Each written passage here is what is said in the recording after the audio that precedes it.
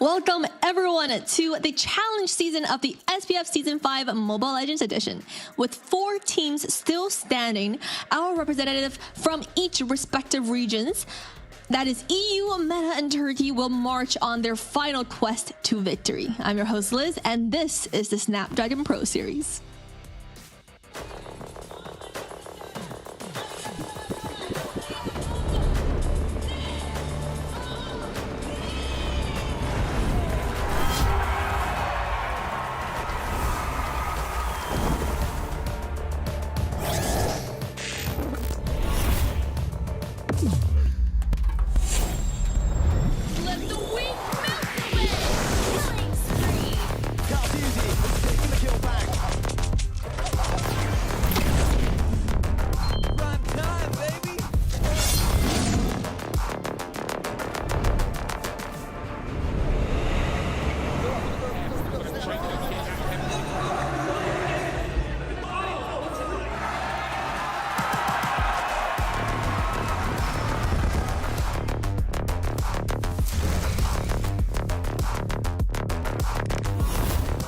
Looks like the players are ready.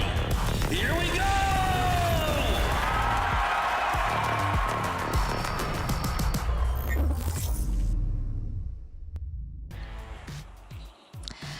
Ladies and gentlemen, the Snapdragon Pro Series Season 5 Mobile Legends Challenge Season for EU, MENA, and Turkey is here. That is a long intro, but I'm your host Liz, and today I'm joined by, drumrolls please, Private Dancer and UA. What's going on, ladies and gentlemen? It seems like it was a little over a month ago we started our journey, but like all great journeys, all things must come to an end. But this weekend promises to go out with excitement. Yeah, and I mean, there's going to be a lot of great teams coming in. We have 4 teams coming up today, and it's going to be a day to remember here. Absolutely, a day to remember. Our 4 last teams, the best representative from all the regions, actually. We have EU, MENA, and Turkey still standing strong, waiting for their last quest to greatness. Now today, for any information you guys want to know about the tournament, make sure to check out our ticker. It'll have all the prize pool, all of the tournament format for you to understand and be on the same page as us. So without further ado, let's get into today's series, the bracket. Private Answers, let's take a look at what happened so far. Yeah, if you guys tuned in last week, you saw that Birthright and Twisted Minds are moving forward, and they will be competing later on tonight in a best of 5. Also moving on, Flux and the Prestige. We can go ahead and take a look at the schedule. We're going to be starting things off with that Turkey versus Turkey. Flux Esports taking on the Prestige in just a few moments. So, you know, the first match for today is going to be Flux and Prestige. Those are 2 Turkey representatives facing off against each other to see who is going to be going into the grand finals tomorrow. Yeah, and for you guys watching home, as always, make sure to follow us on our social media for the latest intel. That is ESL Mobile at X, at Instagram, and at Facebook. Now, for everyone else, make sure to join us on Discord server for more information and more fun opportunities. Today's match, guys, are you super excited? I am pumped here. We've seen some exciting plays and seeing what a lot of different regions have been able to kind of blend in with the current meta. It's just right now we're going to have to start. It's sad. We're going to be saying goodbye to 2 more teams tonight as well. Yeah, and I mean, these are 2 great teams coming up. Flux has been doing quite well for themselves. But guys, survey is on the screen. Win $100 gift card, you know, so make sure to go through that. You know, we don't really get to see any of these surveys that often, so that's definitely a great thing to do. I mean, a quick survey, a quick scan of the code for $100, that's a pretty good deal, guys. Yeah, I mean, there's a lot of things you could do with an extra $100 as well. But like we were talking about, great games coming here today. We're at the end of the line. Only 4 teams left. We're here at the semifinals. Is there anything that you think that we should keep in mind or that you are expecting to see here, Yui? Well, for the side of Flux, you know, a lot of people. There's a big fan base behind it. They've done super well in a lot of the international stages. So they're definitely the team to watch out for in terms of their depth and experience and in their players, right? Now, on the other hand, Prestige from the same region definitely knows how Fireflux plays. I'm sure they, go head to head in a lot of the ranked games. It's going to be up to them to see if they could match the level of Fireflux. For me, I'm definitely voting for Fireflux here, but Prestige has shown a very, very strong performance. So I do want to see how they go head to head here. Absolutely, and we get to see how these teams know each other very well and how they're going to execute in their gameplays today. What do you think, Private Dancer? Well, let's go ahead and take a look at these the verse screen here. It's going to be Fireflux Esports taking on the Prestige. What are we talking about? From the same region, so they should be very familiar with each other. We've seen here Fireflux had some very dominating games. Did take a little bit of a loss to Falcons, but were able to kind of recoup. One thing that we've been talking about when it comes to this this meta, the CC and the aggression that you need to be prepared for when it comes to a lot of the compositions, a lot of these engagements, and being able to kind of continue on with the momentum to push yourself to victory. Yeah, I mean, I really enjoyed how Fireflux was able to come back in their series, being down 1-0 against Falcom, and then, being able to actually win the series 3-2. On the other hand, Prestige had kind of an easier time in the quarterfinals, right? They went 3-0 against Opportum. Now they're moving on against Fireflux. I want to see how they continue their momentum here. But on the other hand, Fireflux, they had to fight through a very, very hard team. Falcom is also another one of those teams that is well known in their area. So, it's definitely going to be hard fought from both these sides. Yeah. I mean, is it to say, yeah, there you go. Go ahead. Go ahead, Private. While we're at it, we can go ahead and take a look at Fireflux Esports, the roster. It's going to be Alien, TNZ, Rosa, Sunshine, and Apex 47, the familiar faces that have brought them thus far here in the semifinals. And, for the side of Prestige here, we got Mochi, Fairway, After Dark, Xiao, and Asmos taking care of their lineup into success here. Yeah, and speaking of their lineups of success, you guys mentioned for the Prestige, it was a 3-0, but does that kind of show that they are just that dominating in the arena? Well, it could be everything from how well they drafted or what they faced kind of moving up here. Fireflux went to a full series against their opponents to kind of get here, and it could be, I don't know. Honestly, it's hard to tell. When you're coming from the same region, there's so many different aspects that can come into play when both of these teams understand how they play, how their region plays. So honestly, it could go back and forth with either of these teams. For me, I don't want to take anything away from Prestige winning a 3-0, but unfortunately, Opportum Esports versus Falcom, they're just different teams. Falcom has had international experience. They have been winning a lot, and their name is quite big. So, honestly, I felt like Prestige had just a little bit of an easier time, but we'll have to see here. We'll have to see. Will they continue their momentum? Private Dancer danced us into the draft.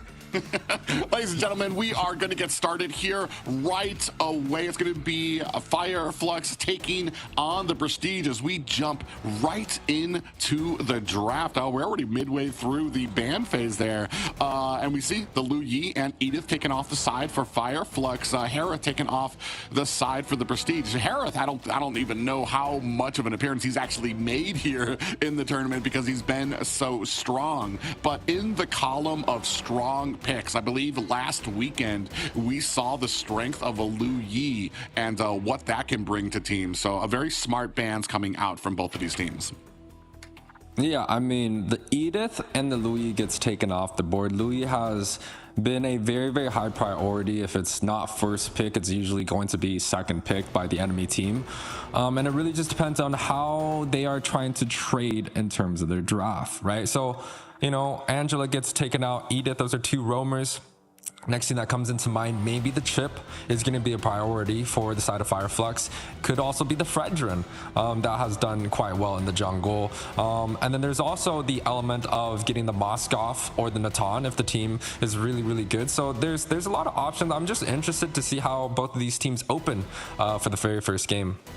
Yeah, that's been something interesting for me too as well. Depending on what picks are kind of out there, if the Fredrin's out there, it usually kind of becomes a priority. Despite, I want to say, the combination of having a Barats has been very strong in the metas. But I want to say, from what we've seen from Turkey, they do kind of distance themselves from that Barats pick. Kind of favor, I want to say, maybe a little bit more heavy CC centric kind of the junglers and then those compositions as well. Carmilla taken off the board for Fireflux as well, just waiting for that last pick from Prestige. One thing I'm wondering too is Roger has kind of slid into the meta as well. He's been very dominant right from that level 3, able to kind of cause, he just has a very big presence in that gold lane that not a lot of other marksmen are able to really clash against. Not just that, but once you kind of bring him into these team fights, if you got the AoE, if you're able to kind of burst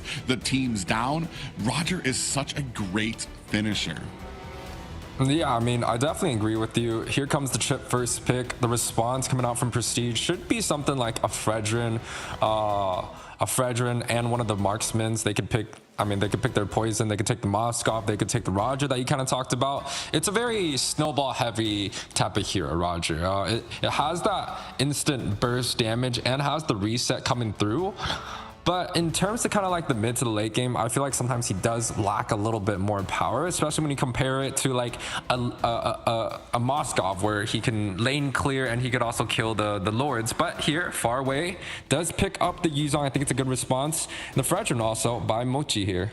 Yeah, good call on the Fredrin. I was expecting something tanky there, especially with the chip. You're going to want to maybe try to reduce the targets that chip can kind of roam around the map and catch out of line. We already know that the moment that a chip catches you, you basically are going to have the entirety of Fireflux at your heels. So you're going to need to possibly have some type of plan, some type of escape, because just what he brings with the amount of set potential from it has been amazing thus far. A good pickup for Fireflux, but I'm wondering how they're going to kind of round out the competition. Possibly go with some CC, maybe some burst to kind of make sure that once those portals go down, they're going to be able to get in and get out of harm's way. They do go ahead, scoop up that Moskov. 62% win rate and a 64%. Those are huge win rates coming out from the side of Fireflux. They're picking up some of the great heroes in their perspective role. I think the Terizla does super well against the Yuzong there. It's, you know, the Yuzong has a little bit more presence in terms of right on the spot level 4, but the penalty zone coming out from the Terizla does quite well, and also picking up the very first marksman of choice, the Moskov. Now the response, they could go for a mage and ban out some of the other mages, like taking the Navaria and then, you know, making sure they don't get the Faramis or the Valentina on the board, or they could protect some of their own picks, like picking up the Roger, which is probably most definitely going to get banned out if the side of Prestige doesn't handle it right now. Yeah, you hit the nail on the head. If they pick up the Roger, now we're going to be looking at probably a focus on that mage lane to kind of reduce some of the options. Both teams don't have a mage just yet, so it depends. Do you reduce the mages? Because then you're kind of biting yourself in the foot there to take it off the board for the enemy, because now you no longer have it. Maybe we kind of focus, if we're the Prestige, we focus on junglers to go ahead, try to reduce the options for Fireflux, who haven't selected one just yet. Yeah, no, I definitely think that's smart. For the side of Prestige, bands like the Boxia, the Akai, or even the Barats, right? Those are going to be good picks, but no, they actually decided to squeeze out some of the mage picks. The side of Prestige, they do have first pick available though, and quite honestly, if you do ban out some of the mages, I've noticed from this region, their mage hero pool is huge. They've brought out the Odette a few times. They brought out the Gord and even the Nana. So they're not really scared of their mage pick kind of being soloed out. And actually, for example, here, I think Fireflux taking the Nana to deal with kind of like the dive coming in from Prestige could also work too. So, you know, both teams still have a lot to work with for the second phase of the bans. Yeah, Fireflux going to go ahead and focus down on that minute, so we're going to take out a huge amount of CC, regen ability from the Prestige, who have yet to go ahead and select the roam. Possibly another mage ban coming in here for the Prestige here, going to go ahead and whittle down that pool. But like you've said, they've already shown that there is such a huge pool for the side of, for Turkey when it comes to mage picks that we're really kind of, it's kind of a drop in the bucket when you take two of them out. That, you know, that kind of sets up for a fair miss first, right after the ban. I think for the side of Fireflux, they kind of have to look to ban the fair miss. There's not going to be that much response to deal with it. Fair miss is very good in terms of the AoE sustain. Things like the Odette could work, but it's also a risk, right? We've seen the Odette do extremely well, and we've also seen the Odette kind of fall a few times, and there goes the fair miss ban. I think that's absolutely solid here. Now Prestige is wondering, man, we banned out all the good mages. What is going to be left here, Private? Yeah, and what kind of works well into the chip? I mean, you could bring out the Odette, but is it not something that Chip is going to be able to kind of catch the Odette? You're going to have the entire team that's going to be able to burst her down. The Faramis, yeah, that would have worked out perfectly, especially because if you jump on to, if Chip's able to jump onto somebody, you would have had that Nether Realm. Here, we're going to go ahead, pick up the Vexana, going to up that early game presence that we're going to have, the Eternal Guardian, the CC, the damage that we have, especially when trying to vie for these objectives. Wow, and a Farsa coming out, a very first Farsa pick that we haven't seen in this tournament coming out so far. But Zhao here coming with the Vexana, it does add a little bit more CC, right? It's kind of like a trio knockup combination with the Fredrin, the Yuzong, and also Vexana. But the win rate, 31% Private. I'm a little bit scared over there. We'll see how it, and this is just saw on the international stage. I want to say MPLID just debuted their Julian in the jungle, and now Fireflux maybe taking a few notes here, gonna have one of their own. Julian making his debut here at the Snapdragon Pro Series. I'm happy. I'm happy to see the Julian Private. You know, in the international stage, I know it's MPL ID Onic. Fnatic Onic actually. Kyrie pulled it out game 1, game 3, and dominated with it. But one of the reasons why the Julian worked was he was dealing a lot of high burst damage, but it was against a fighter jungle, and fighter jungles like the Alpha was good against a lot of these tankier members. But this time around, it's not going to be an Alpha in the jungle to deal with the Julian. It's going to be a Fredrin. And I do want to see how Fireflux kind of goes with this pick. It's a very snowball heavy, but it also comes with a lot of risk here. And I mean, honestly, in terms of that matchup, right? You guys saw the last pick. It was going to be a Grok to deal with the amount of damage from the side of Fireflux. Grok, traditionally a very strong pick. We've seen it go quite often. But guys, this is going to be game number 1 between Fireflux Esports and the Prestige. Again, this is the SPS Snapdragon Pro Series here for, it's going to be a Turkey versus Turkey match for the semifinal. And again, bittersweet. One of these teams are going to go up ahead. The other team will be going home. Little quick emblems on the board, relatively standard here. We do have some purifiers coming out from the side of Fireflux, right? The chip coming out with a purify, also Sunshine should be able to deal with the amount of knockup coming out from the side of Prestige there. On the other hand, the side of Prestige coming out with a lot more flickers, so they're definitely looking to go just a little bit more aggressive in the early game matchups, right? Flicker typically can be used in both, the offense and the defense. Private, we're back here. Yes, we are. Yeah, gonna go ahead and get right into it. 128 on the board already, and I want to say a little bit more aggression coming out from Flux, especially with the use Apex on that chip, really trying to get the vision, trying to get those angles around that gold lane. Yeah, I mean, for the side of Prestige, in terms of their emblems, right, a lot of quantum charges, a lot of impure rages. That tells me they want to deal a lot of high burst damage, right? They could go for a little bit more defensive builds like the concussive blast, but it just seems like they want that mobility, they want that early game burst damage, and I think it fits well with what Prestige is trying to do. They have the Yuzong, they want to make sure they get the very first objective, and on the other hand, it's against a Julian, and Julian isn't supposed to be great in terms of getting the objectives. Yeah, very interesting. We start on the turtle as soon as Rosa showed the face. Ooh, so Nohara able to go ahead, pick up that first Lord. That's going to be one for Prestige. No deaths on either side as both teams decide to disengage. But I wanted to say, as soon as Rosa showed their face, emoji was right there. Black Dragon to chase away Rosa. You didn't really have the suppressive fire of that feathered airstrike, and it really kind of sinked and clenched in that first turtle for the Prestige. Oh, the party on the top side here. Yeah, we do have some portals out there, followed by the feathered airstrike. Is going to go ahead and burst down after dark. That is going to be a first blood in the pockets of Flux Esports. Yeah, I mean, in terms of the very first objective, I've expected the Fredrin to be able to take that no problem. But it seems like Flux put up a very, very good fight to try and get that objective. Topside Purify gets popped here. A very early spell by the side of Sunshine. I think it's going to be a great pop. They can kind of rinse and repeat and try to get him once again. Yeah, and doing a great job right now. A little bit, I want to say just under a 1K gold lead there. Oh, another feathered airstrike is out after dark, in trouble trying to zigzag away from those shots as we take a look at some of the items.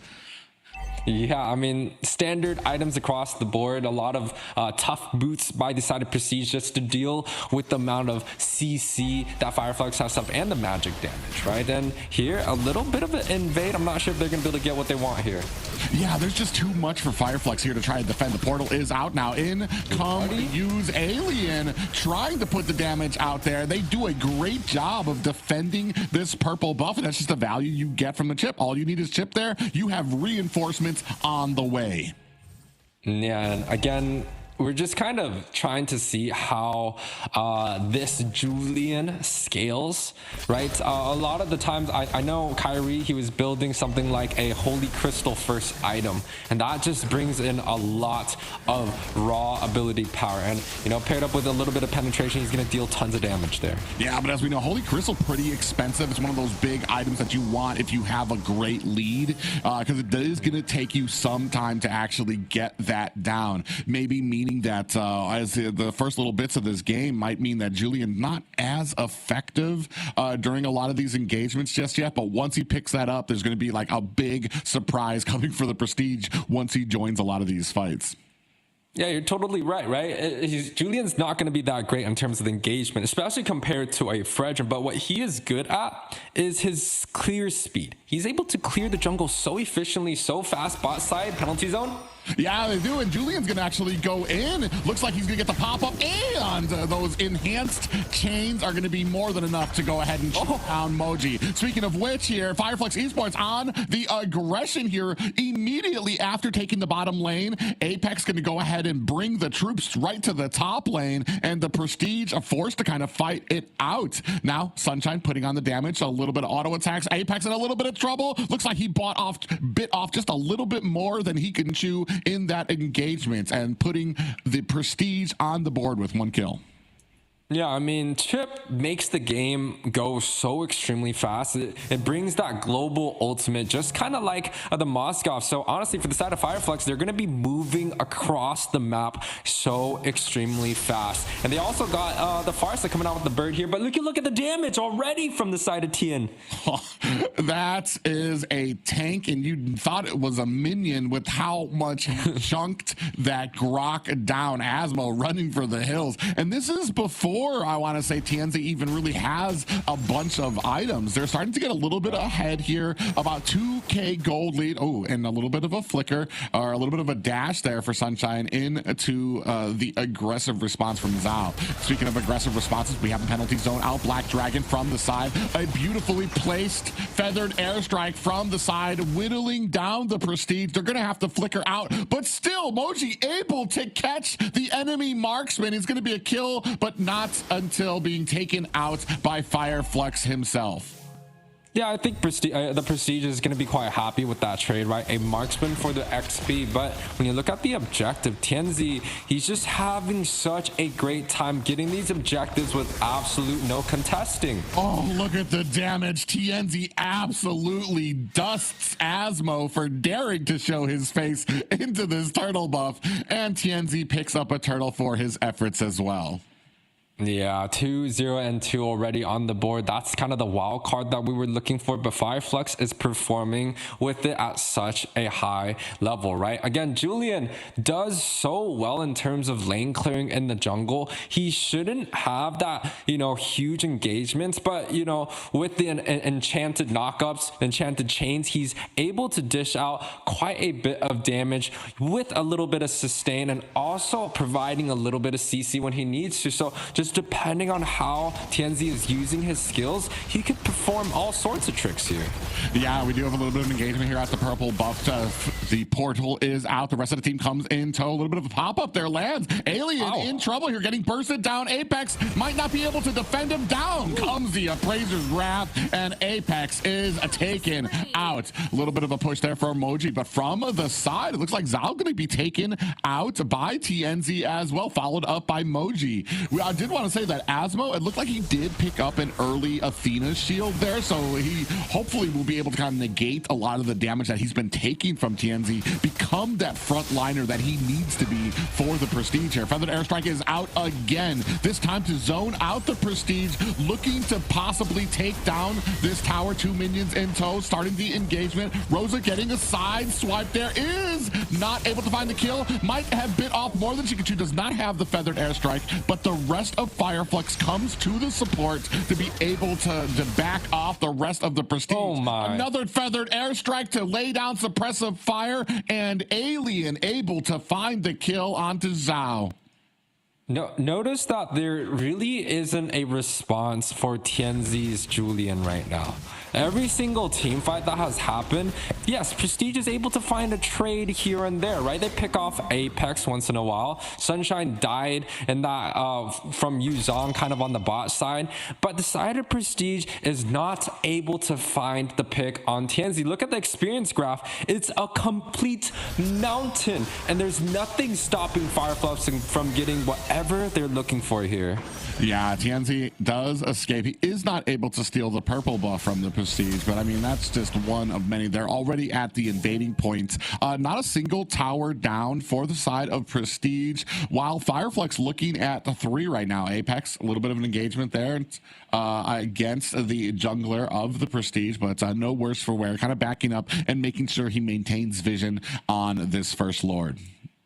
Yeah, I think for the side of Prestige, they really have to figure out a way to put more resources on Tianzi. But the second that they do so, right, Rosa is going to be free. Sunshine is going to be free. The DPS that's normally supposed to be on Fireflux's side is just going to be there here. And yeah, he's stepping in out from the wrong bush and greeted by a Feathered Airstrike is Sonohara, who gets bursted down. That's going to be your jungler down, your retribution down. And I'm wondering if they're going to go ahead and start on this objective. Moji running for the safety of his tower. It's not enough. Wow. In comes Sunshine, and Tianzi gets the final lick on that one as well. Meanwhile, all over the map, they are just laying down the law for the Prestige right now. Rosa at the mid with a Feathered Airstrike to zone out the rest of the Prestige, and now starting to focus their efforts at the tier 2 top tower.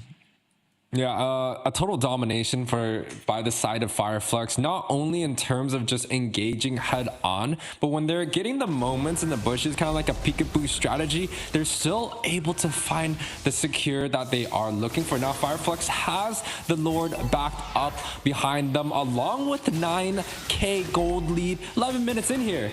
Yeah, 11 minutes. A wild charge comes out from Osmo. That's more to slow down. He gets pushed into the team by Sunshine with that spear, and the TNZ finishes the job with that enhanced flicker, or that enhanced dash there. Feathered airstrike out again. Now laying waste to the mid high ground tower. Sunshine finds a kill onto the enemy mage, trying to look for an escape. He might have bit off just a little bit more than he could chew. TNZ comes in to aid his teammate. Moji goes down for the prestige. A 13-3 game. Lord now crashing at the bottom as Roja finds a kill onto Zhao. This might be an early end, folks. We're at the 12-minute mark. Fireflux looking to close this in early, and that is going to be game one in a dominating fashion for Fireflux Esports. Yeah, that was a absolute massacre, Private. Man, like, Fireflux here came out with the fire, the aura in them, and they're able to take care of this with absolutely no problem. And you know what the worst part is, Private? How do you deal with a Julian going 7-0-7 in your games? How do you deal with the Farsa coming out 4-0-8? These are heroes that has not been picked in this tournament, and the side of Fireflux is able to take it onto another level here.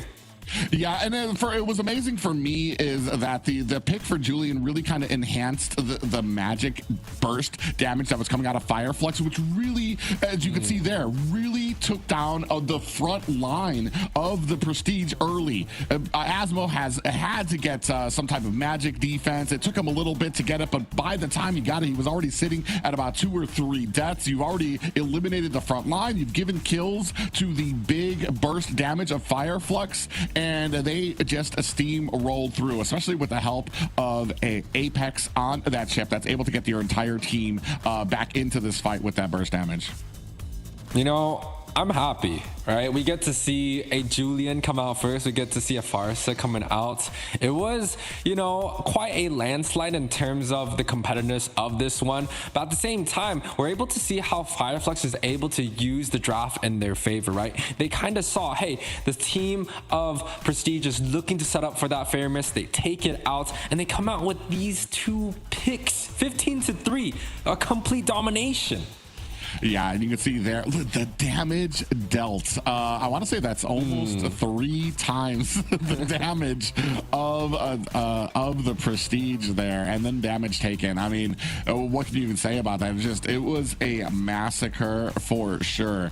The prestige, I mean, they had some good moments. It's just they could not keep up with that burst that came out, especially the Julian pick. I want to say it was possibly a little bit of surprise for them. The Grok being picked up, he has no magic defense when he starts out. You can see there the MVP knows a real surprise there. TNZ 7-0-7, 93% kill participation. That man was moving around the map, and with not just the speed of the Julian, but you mix that with having a chip on your team, there is nowhere safe on the map. So, Private, like, what do we do from here? Julian MVP, right? The Farsa did so extremely well. How do you do that? Do we ban out the Julian? I mean, I think that is going to be an option that the side of Prestige has to deal with.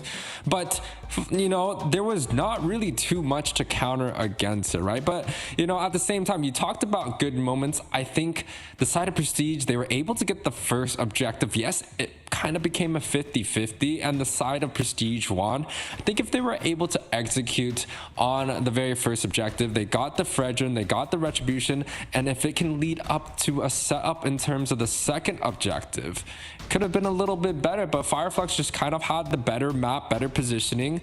Julian was there right as the turtle spawned and was able to burst it out quickly, and it kind of just slowly turned into a snowball that the side of Prestige just could not handle when it comes down to that mid and late game.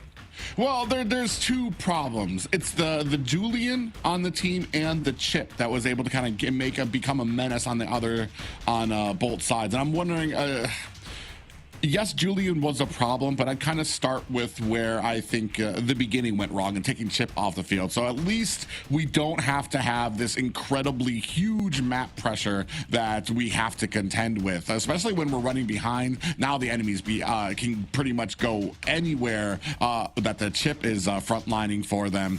And then maybe look at something for Julian. You might want to start looking into probably a heavier CC composition, and that's if we're expecting Flux to kind of dip into the same bag of tricks and not come at us with something different. It all comes down to, like you said, when it comes to it's going to come down to reading the draft, which Flux has shown that they're very good at being able to predict, to see those strong picks that are out there. Let's take those off the table. We see what they're trying to do. And we'll see how well that kind of comes in here. It does. I do see that they're going to go ahead and take that Chip off the board, though. Yeah, just like you say, take off some of the global pressures, right? The Chip, the hard guard, also the divergent. All three are global pressures.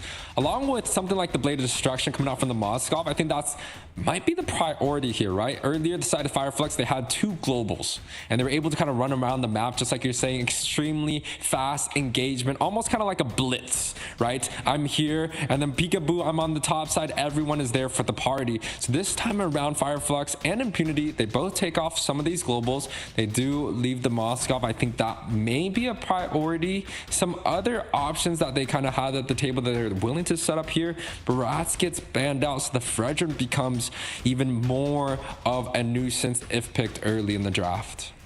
Yeah, it's interesting that Barat's getting picked out here. I don't believe he even made a showing. Or no, he was banned out in the second phase last draft, which is why he didn't really make a showing. So yeah, I want to say the priorities here, probably the Fredrin, possibly the Roger out there as well, with Harith being banned out.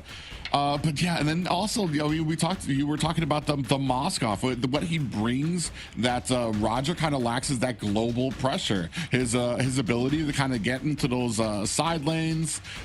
The last game, I mean, he just had like double the global pressure. He could land a spear or take a fast trip when it came to the portal there. So he was pretty much involved in every fight that he could be, which is something that Roger kind of lacks when it comes to that side lane pressure that Moskov brings in there. Still waiting for that last pickup, or that last ban, in fact, from the side of Flux here, to see if they're going to have something new to bring in for the Prestige. Oh, it looks like the ban actually maybe was a miss there, which is going to allow the Matilda pickup for the Prestige. Matilda is good, right?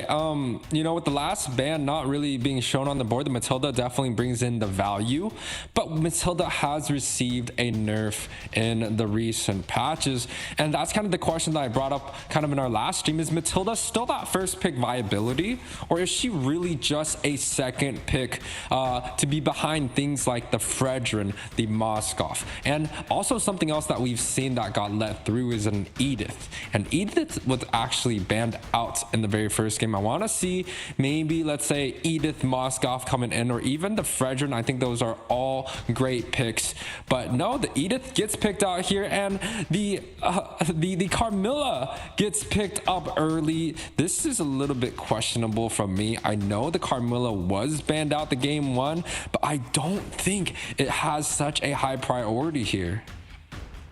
You know, 2 things. First, the Matilda. The nerfs she received are kind of, it takes a little bit of a longer cooldown. She's not able to spam her abilities as much to kind of get heroes in and out of harm's way. Also, her ultimate, the Circling Eagle, if you do not land it, if you do not actually attack the player with it, the cooldown gets immensely longer on it. So it kind of behooves you to kind of use it sparingly, only when you're looking at being able to hit a player. On the other side, Carmilla has been one of these interesting pickups that I often, especially overseas, see banned a lot.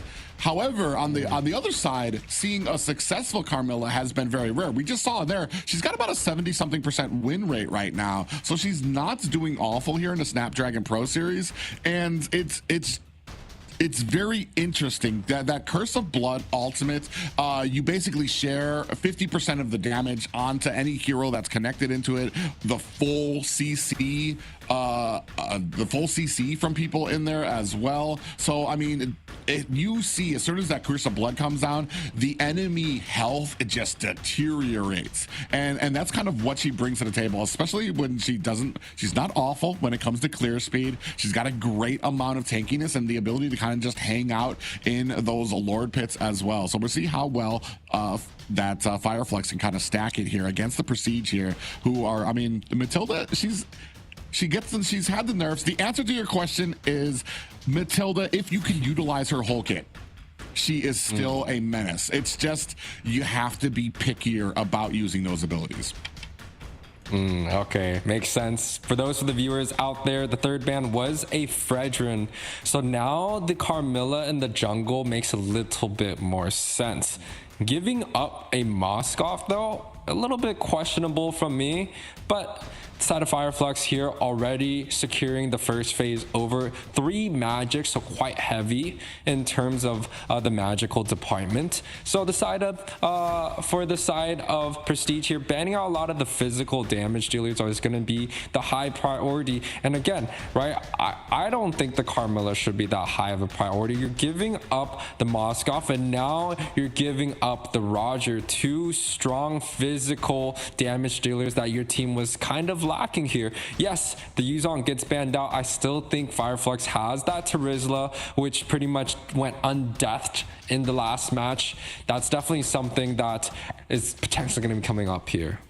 Yeah, you're absolutely right. We're sitting at a very high magic damage centric composition from the side of Fireflux, but they had that, the magic was doing work in the last game as well, especially in the early game before Prestige is able to kind of build up those Athena shields, build up those radiant armors. It really has a huge effect on it.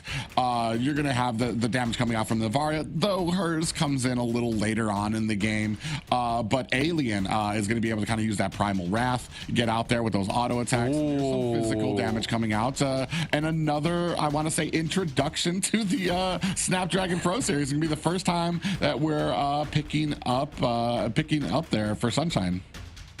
Yeah, and I mean, Fireflux is also the team that brought in the Angela Alice game in their match against the Falcon, which, you know, led to them kind of snowballing a victory here. So definitely Fireflux, they are a team that has a extremely wide hero pool. If there's a statistics coming up, I'm sure Fireflux is on the top of the list when it comes down to most different heroes used here. But the response for the Beatrix, the Lapu Lapu gets picked up. We've seen it kind of go once in a while. It's very, very solid for the early game pressure, especially with the Bravest Fighters stance, to be able to dish out like a 1-2-3 combination. But is that going to be enough to deal with the powerhouse strategy, the rotations, even the macro coming out from Fireflux? Yeah, and that's the thing. The picks are one thing, compositions are one thing, and then the actual execution of these compositions is another thing. Do you have the synergy with your team to kind of get to those lanes fast enough to kind of create that pressure so that your marksman can get fed, or during the objective fights to be able to kind of dance around it while your team's getting into position? That's the big thing, and that's where Matilda might be able to help them out to kind of keep everybody rounded and keep everybody grouped. Ooh, and the last pickup. Oh, not a great. Yeah, Ruby's had a rough time here in the Snapdragon, looking to improve it here on Fireflux's side though.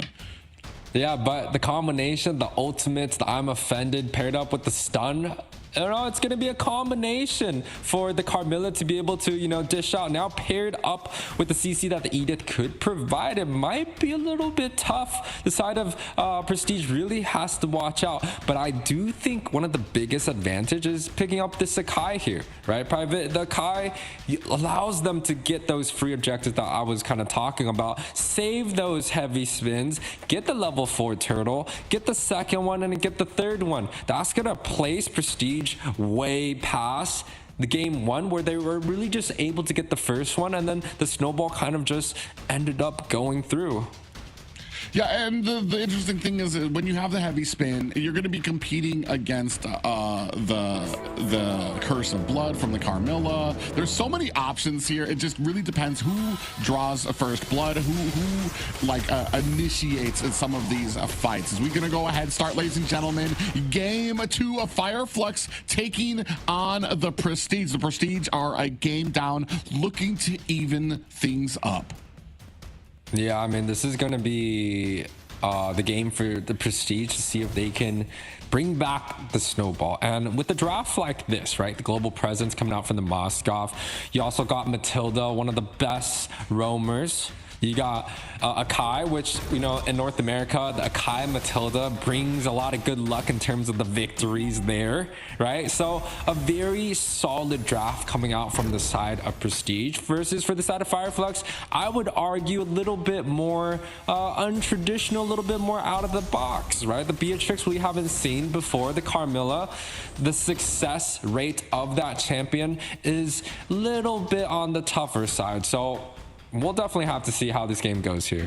It's interesting. You see those 3 purifies on the side of the Prestige there. Apex and coming. So Curse of Blood out already. Does connect After Dark and Asmo, but no worse for wear. Not enough damage just yet from Fireflux to really capitalize on that ultimate. And you know what's funny? Prestige in the last game, they had all flickers. This time around, you know, and the Fireflux had 2 purifies, one on chip and one on the Moskov, and this time around it's flipped completely around, and I'm all for it, right? The amount of stuns that the side of Fireflux has is just a little bit too much. Oh, they do corner, but Alien gets caught there. That's going to be a first blood for the Prestige and a great setup for this first objective.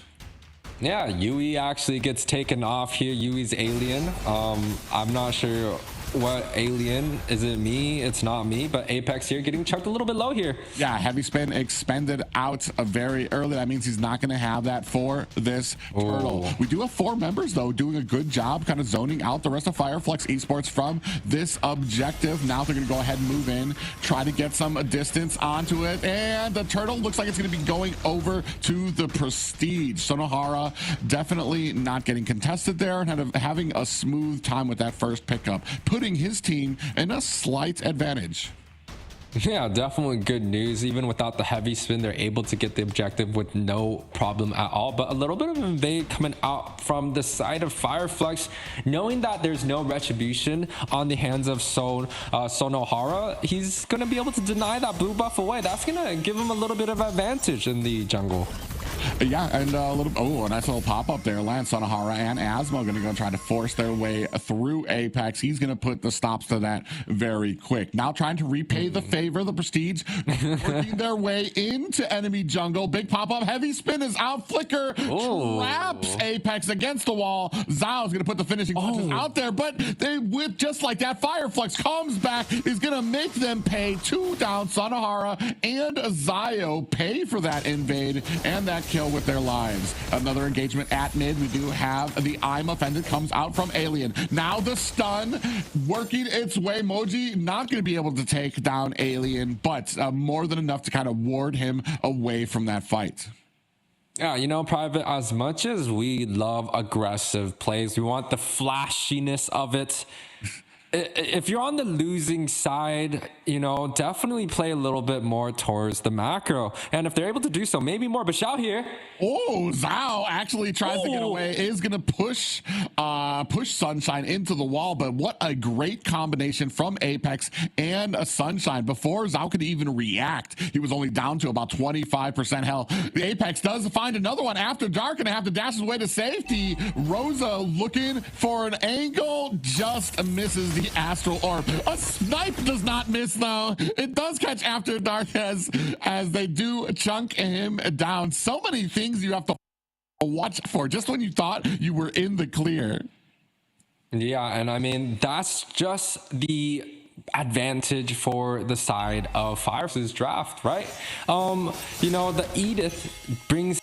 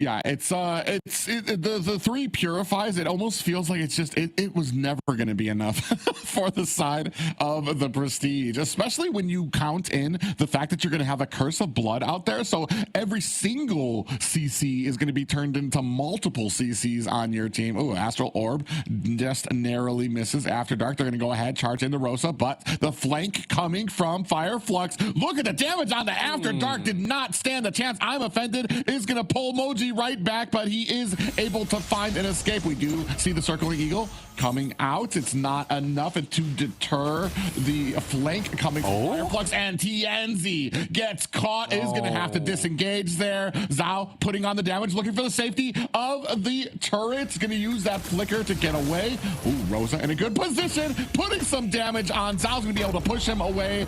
Oh, man, they are trapped here. Nowhere to go. Zhao desperately trying to put on the damage. Now they charge in. Sunshine picks up a kill. Another pop-up lands onto Asmo's going to use that Purify to get away. After Dark comes to secure the escape for his teammate, but pays for it as an Astral Orb sends him the quick route home. Yeah, Fireflux is just having a great time here in this game, right? 7-3, they're able to get snipes after snipes, power play after power play, and no punish coming out from the side of Prestige. Unfortunately, even with just a 3K lead for the side of Fireflux, Prestige, it feels like they're unable to find any bit of opening, even with things like the heavy spin, right? The Moskov is also on their side, but they're just having such a hard time here. Yeah, and that's saying it, putting it lightly, a hard time. It's just like every single thing that you're dodging, you have to dodge in like triplicate right now. In comes I'm Offended, lands on the three members. That's going to be a wrap for Moji and Sunahara. After Dark, looking for a quick ride home. Rosa's going to try to end it there as well. But every single time you take some damage, you avoid one snipe, you're going to get hit with another snipe from Fireflux right now. Nowhere is safe on the map. They can't. Oh, you see another sniper coming out, lands on the Asmo, chunks him down. I'm Offended comes out, followed by another pop-up, and After Dark, that's all she wrote. That's like a 4-second stun combination when you count what the Ruby can provide and also the Edith. And that's the strength of this type of draft, right? This is no wonder why the Edith gets banned out in the very first game. They don't want Apex on this hero. And you know, we talked about it, the Ruby, the win rate, it's like 30-something%. It wasn't something that's so gloried, but it's so efficient. Yui's Alien's able to get stuns after stuns, flickers after flickers. Yeah, Apex gonna get pinned around the wall. Sunahara looking for an escape. I'm Offended, latches them both together. A flicker with the pop-up, catches two members, and we do have the... Oh, Tianzi.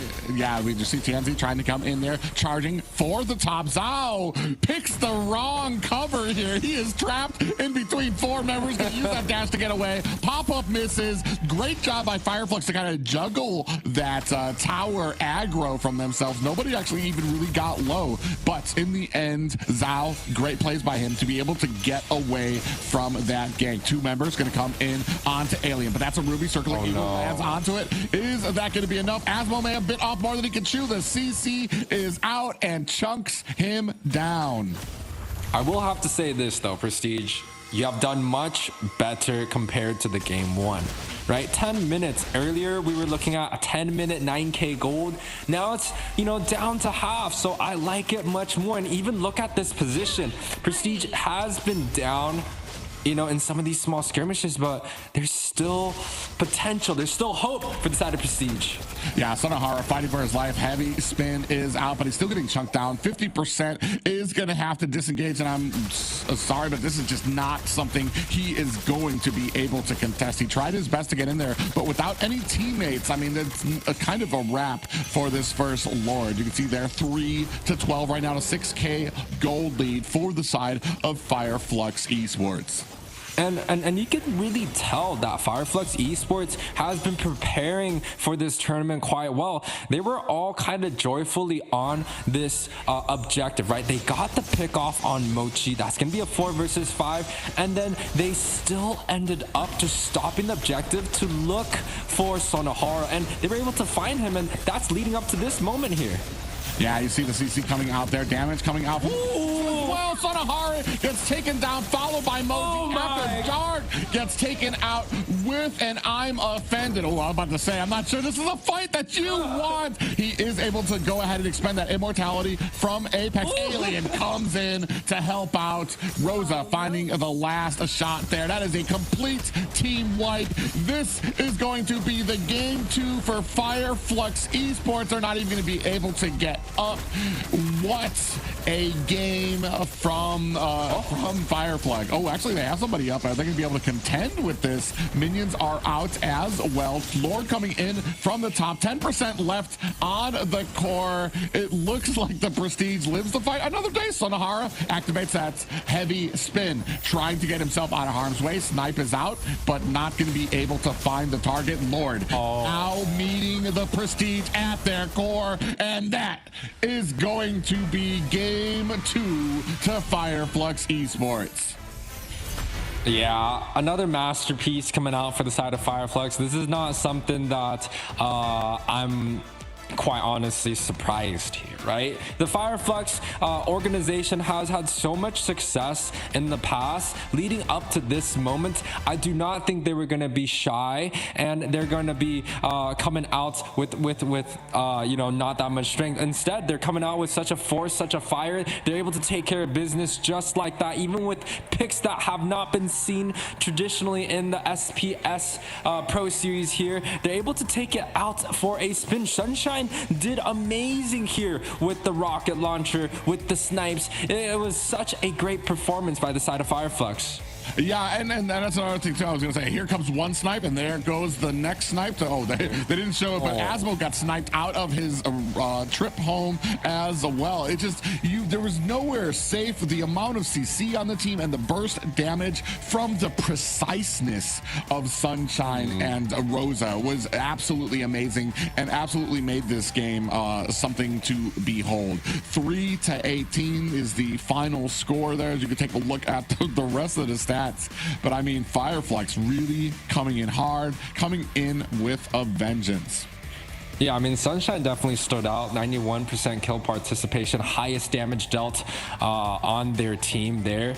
But the setup coming out from Apex 47 along with Alien provided so much surprise. It was so hard to deal with for the side of Prestige. They just weren't able to handle it. Even look at the tower damage. 0 tower damage. It means that the side of Fireflux, they had set up winning lanes. They had winning ganks, and not at one particular moment that they lost in any of those fights.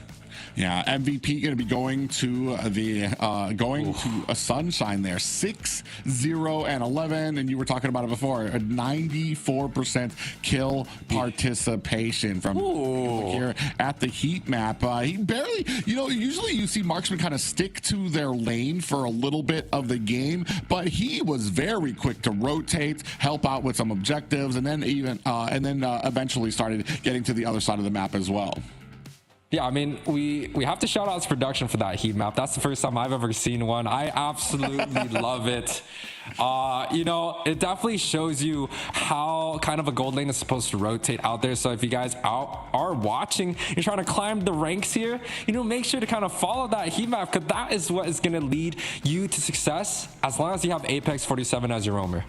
Yeah, it's like as long as you have Apex there to support you. No additionals needed. But man, what a game. Fireflux really kind of taking it to here, as they've shown I want to say a masterful when it comes to two different types of compositions. I want to say that sniping though, that kind of had me at the edge of my seat. They're just like, it was funny to watch. Like, you see the heroes are like, all right, just dodged that Navaria astral orb, so let me go ahead, teleport home. and then you're dealing with the Beatrix who's sniping at you too as well. It was a great game played by some great players too, because mechanically, a lot of that is very hard to land as well.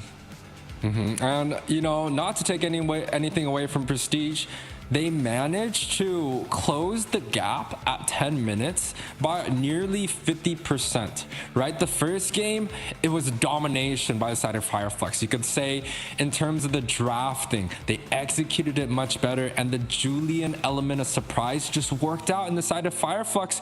But game 2, they were able to close that lead, right?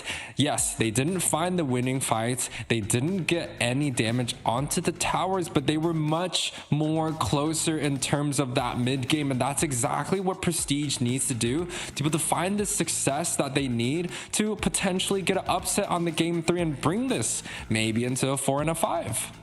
Yeah, and that's kind of what I was wondering, is like, what does Prestige need to do? We've seen two different angles from Fireflux. They've shown a very wide versatility when it comes to the composition. Like, it's even right now, it's kind of hard to like nail down a play style from them. It seems right from the get-go, they're very aggressive. They're able to get to those side lanes. We saw how well that they can juggle, even dealing with somebody as tricky as a Moskov under a tower. They were still able to deal with juggling the tower aggro. Moskov got away, but still not able taking a death, not really taking a lot of damage under it. It just shows the proficiency that they have as a team when it comes to a lot of those engagements, when it comes even to something as simple as like ganking under a tower for both of them.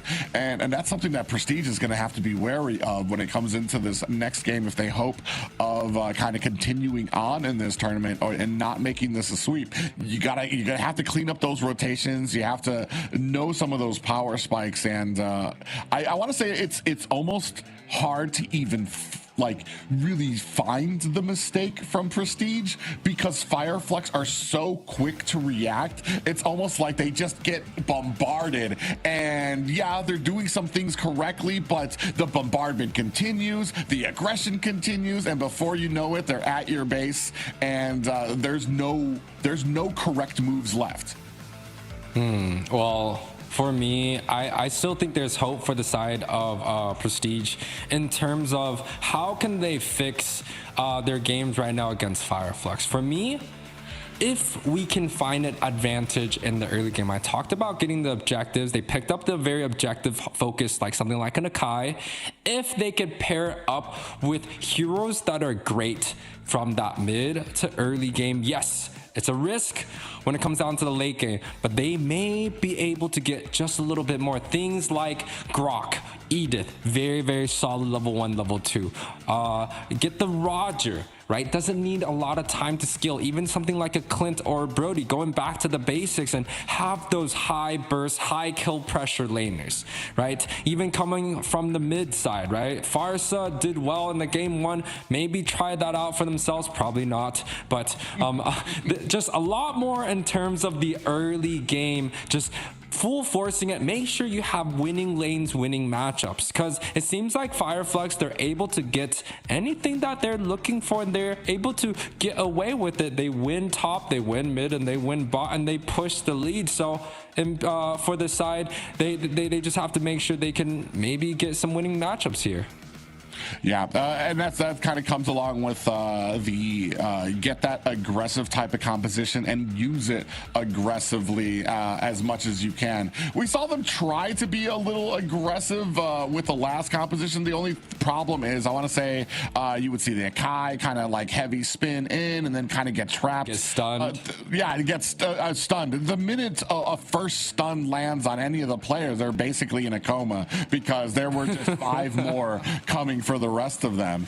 So, and that's kind of the problem. Like, the problem is not that there's not great picks for for the side of the Prestige. It's that Fireflux has been countering it so well. You mentioned the Grok, which we saw in the first game, and what did they do to him? They had a Julian and the Farza. The amount of burst magic damage, Grok cannot do anything about that, especially in the early game.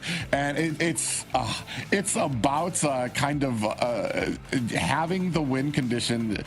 I guess executing it first. You're gonna have to be faster, I guess, to be able to take down Fireflux, because they've already shown how great they are kind of mastering this meta right now. As we're gonna move, guys, right into the drafting phase. It's up 2 for the side of Fireflux, now on the blue side again.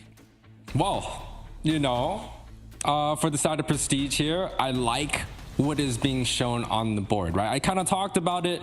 Find a little bit more early game heroes to be able to win the lanes, right? Matilda is an extremely strong early game roamer. Now, I would have to argue Angela is just as good, but Boxia here, early game jungler, right? Early game objective, has the fast clear speed and rotates around like a shark. He's just running here, running there. He'll be able to do everything everywhere. Clint does well against the Moscow. He should be able to deal you know, quite a bit amount of damage in terms of the laning. So in terms of Prestige, I like the setup that they're going for, but again, with setups like this, you do need a little bit of late game insurance. But without a decent early game, we're probably not even gonna get to the late game here.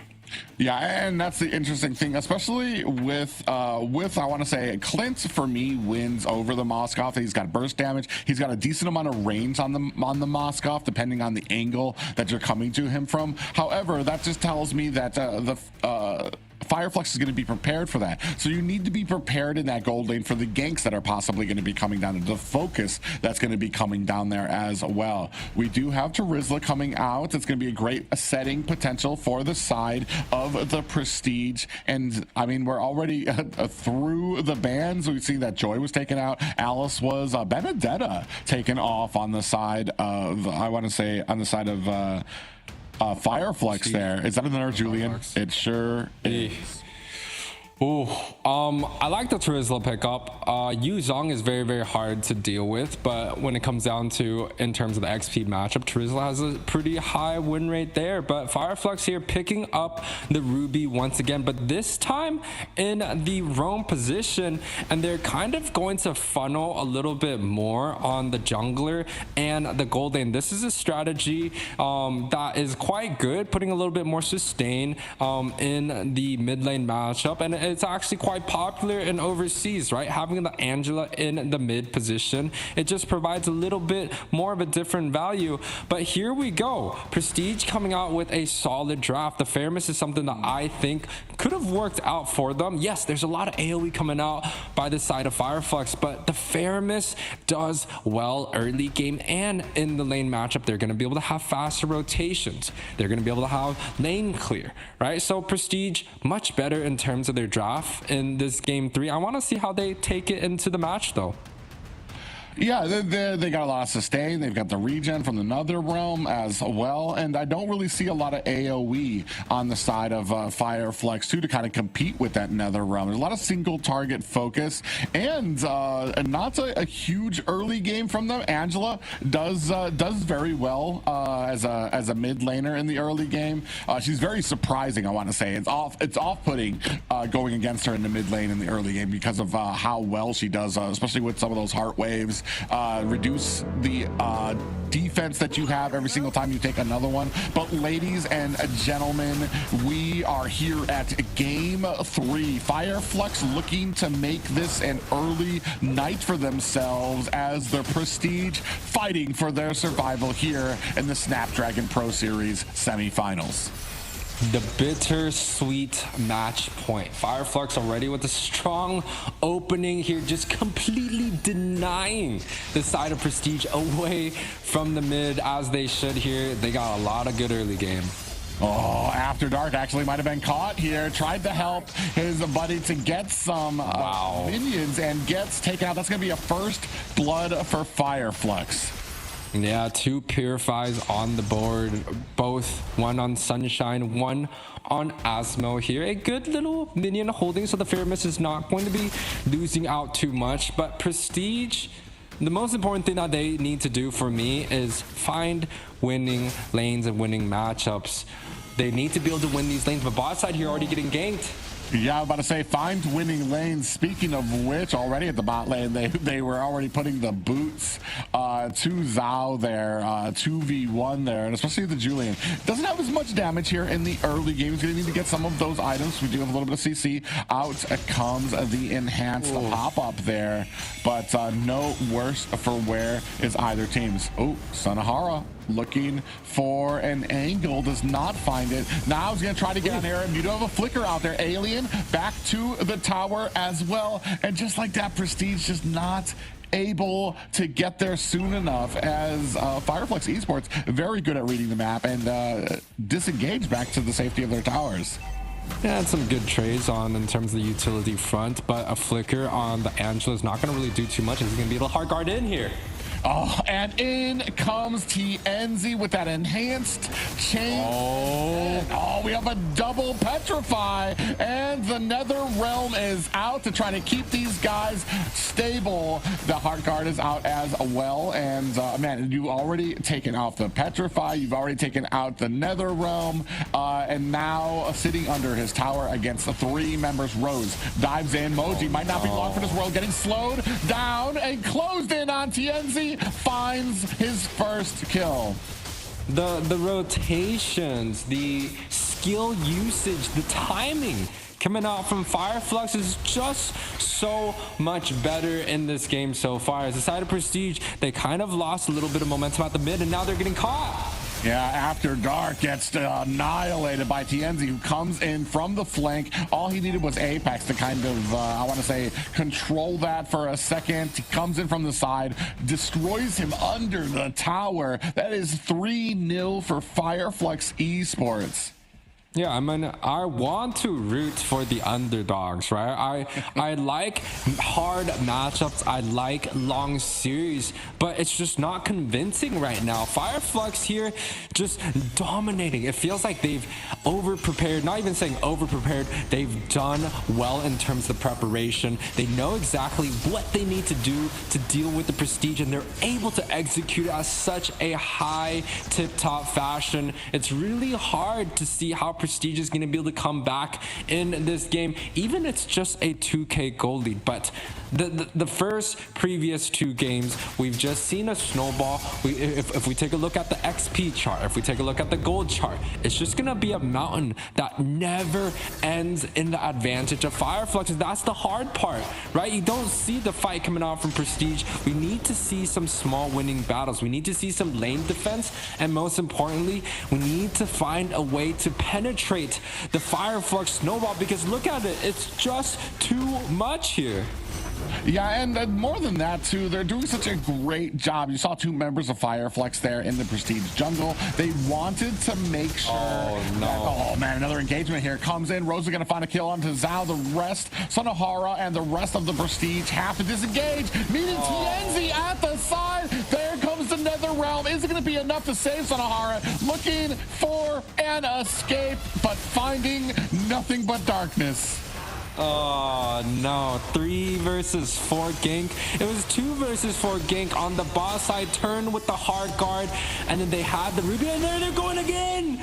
And diving under the tower, Apex fears no tower, dives in there. Rosa sets the tone with the slow, with the stun. Apex comes in and finishes the job on a Ruby. That has to tell you something as well. Zhao actually getting bursted down here as well. 7-0 for Fireflux Esports. 8-0 right now, excuse me.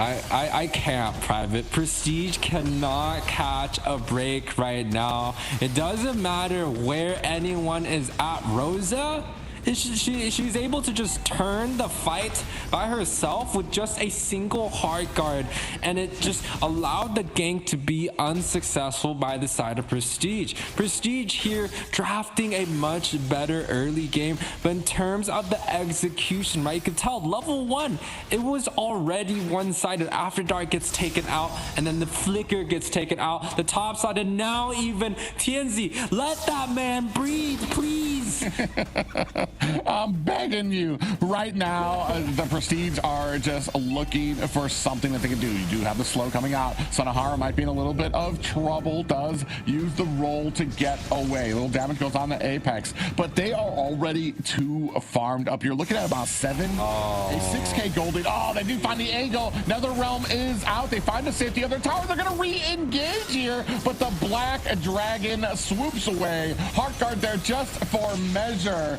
and they do find themselves back at the turtle, and definitely not going to be seeing any contention here from Prestige.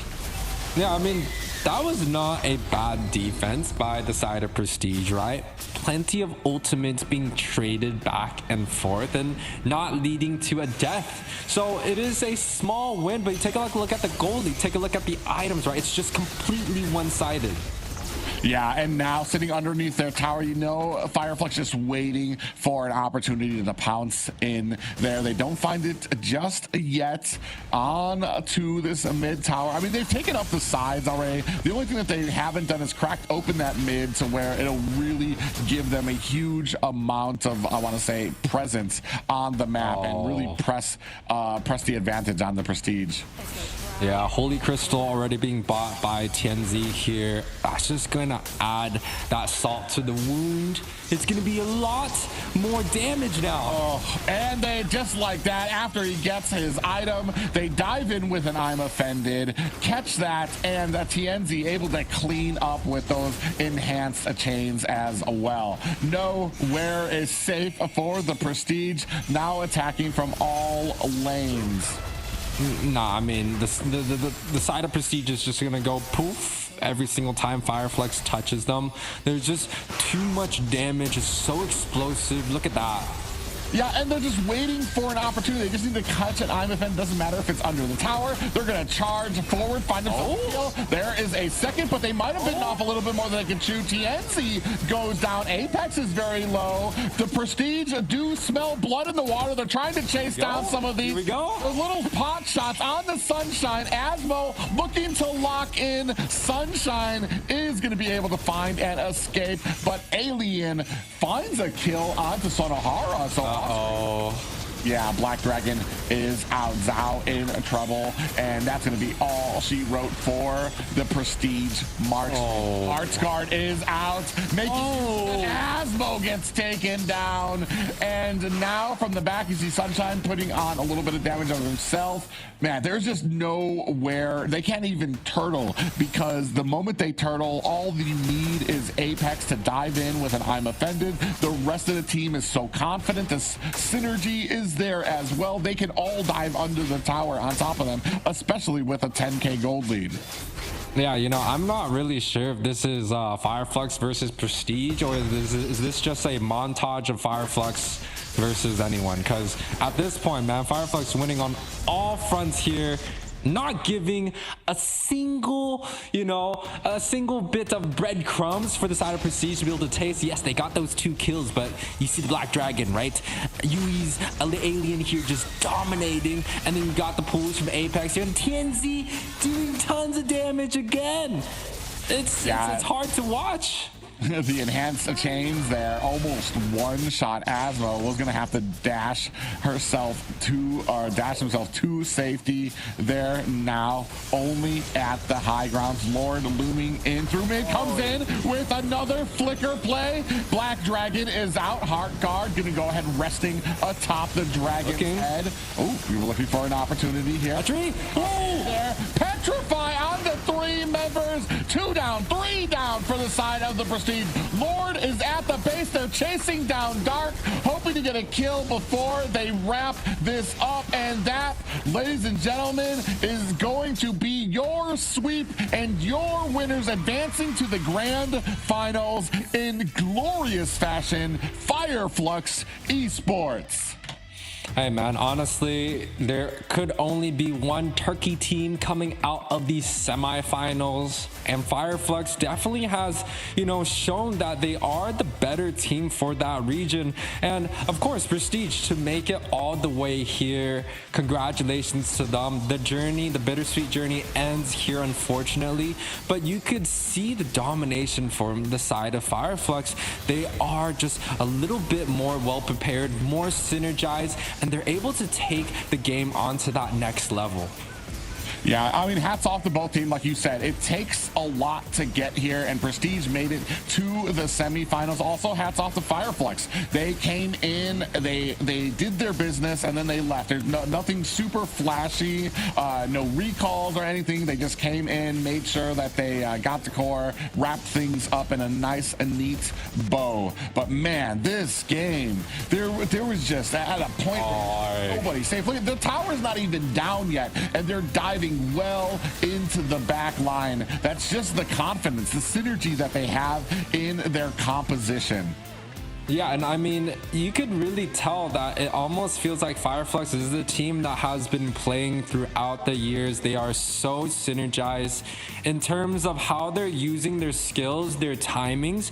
It feels like everyone is working underneath that same spectrum, that wave where, I'm gonna use this spell and then he adds on to that, and everyone works as a unit, a whole entire team. Fireflux is definitely, the team that I'm gonna be watching out for when it comes down to that grand finals. It really shows the mastery of their heroes and even the dynamics of their draft, right? The first time that we saw Julian was literally a day or two ago, right, Private? And this time Fireflux is able to take it to the next level. Yeah, and they brought it out to the main stage and were very successful. MVP going to Apex 47 on that Ruby 2-0-14. I want to say the great confidence and the initiation from him. Nowhere was safe, including under those towers. Got a special guest, not special guest, but Liz is back here. Beautiful Liz, how are you doing?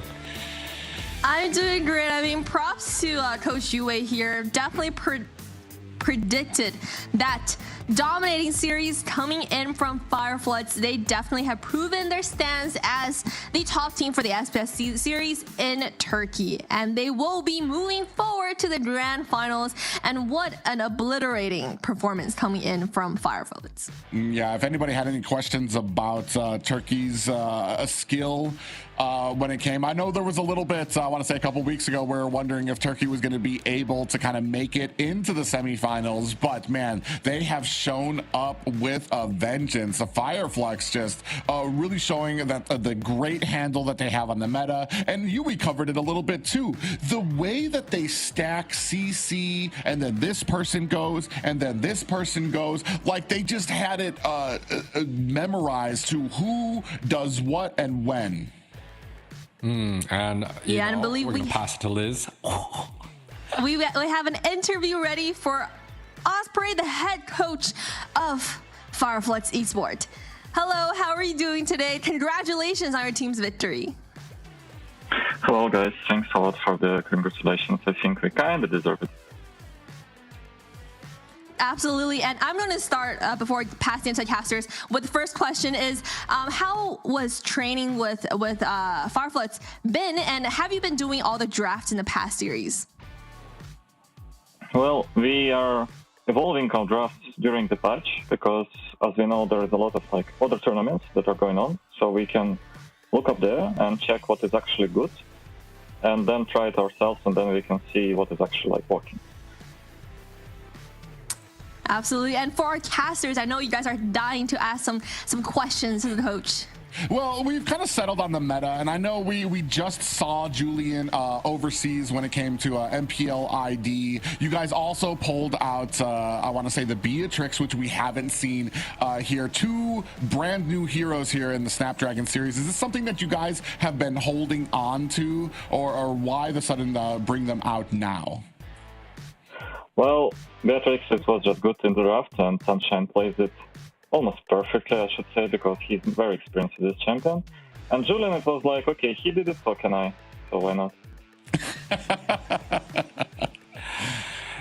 Yeah, and I mean, for me, I know that you guys are the Turkey representative, and we had, 4 other teams coming in. Is there anyone that you guys were kind of particularly watching out for leading up to this, or you were just like, this is my country, this is my domination? Well, option is more correct in this case. Like, we just know everybody. We don't like, how can I say it? Feeling them, but they are better, so.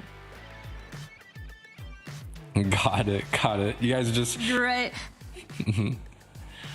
You guys did an amazing performance today. 3-0, and best of luck to your upcoming series in the grand finals. Thank you.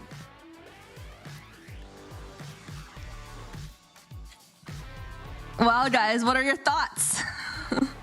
He's Okay, let's take a recap of the bracket first. Yeah, we'll go ahead and take a look at them. As we can see, moving forward here, Fire Flux Esports moves on to the grand finals. A hard fought battle for them, but they get to rest at least for another day as they get to watch their possible opponents. Yeah, I mean, we're going to be looking out for who they're going to be going against. But I just want to say, guys, a breath of fresh air. The one that's leading, the representative of their country, is so humble, so straight. Like, he's very business professional. And we've seen plenty of different regions where, the tip of the top of the iceberg slides in a little bit of shade here and there, gets that little spice in action. I know you guys know the most. For sure, but he just put in the whole professionalism, but still he congratulated his team, and all the best of wishes to them. Like the coach said, they deserved it, and they will progress to the grand finals. Now, for all of you guys watching at home, let's take a little short break, and we'll be back in 5.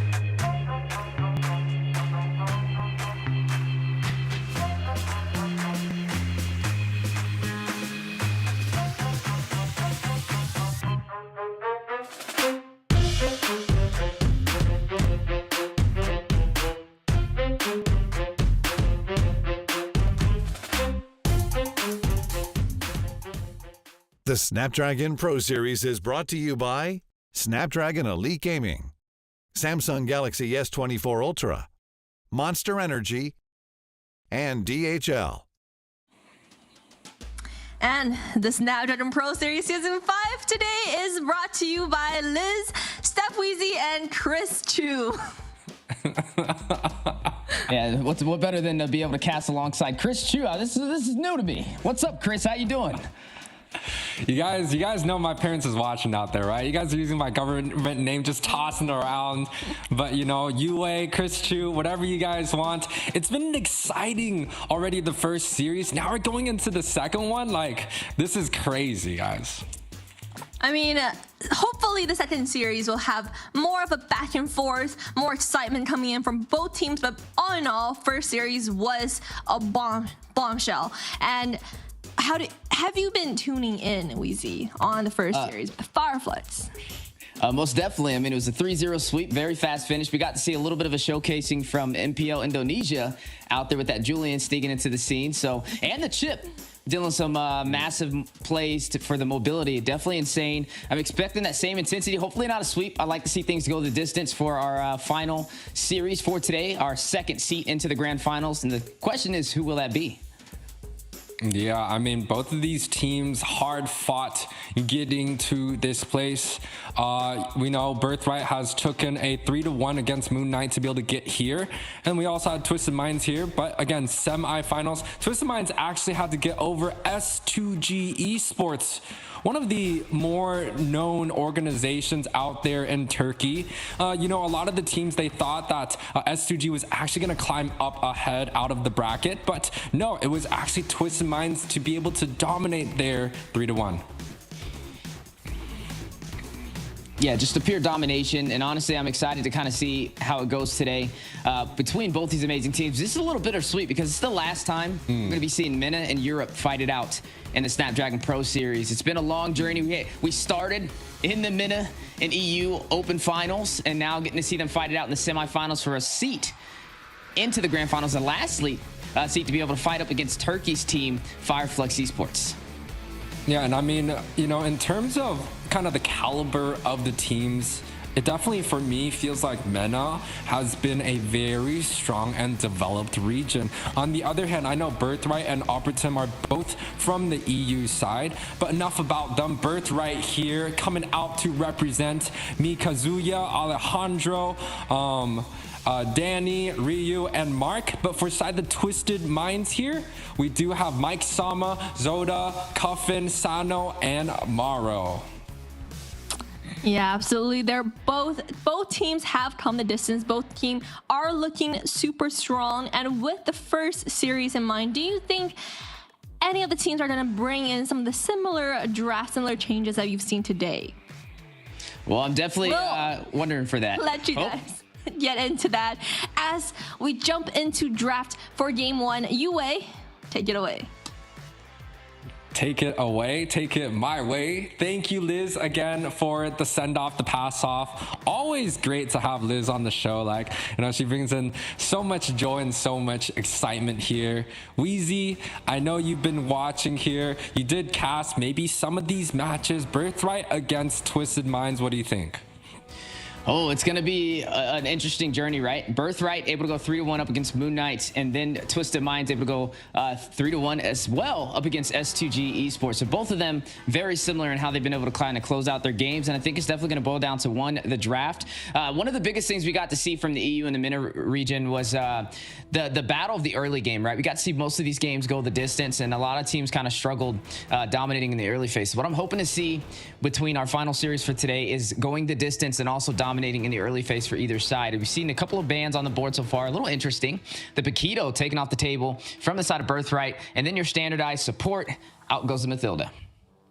Yeah, I mean, definitely Paquito is going to be head towards Mike Sama here, definitely with a great Paquito. But just a little bit of background for the teams.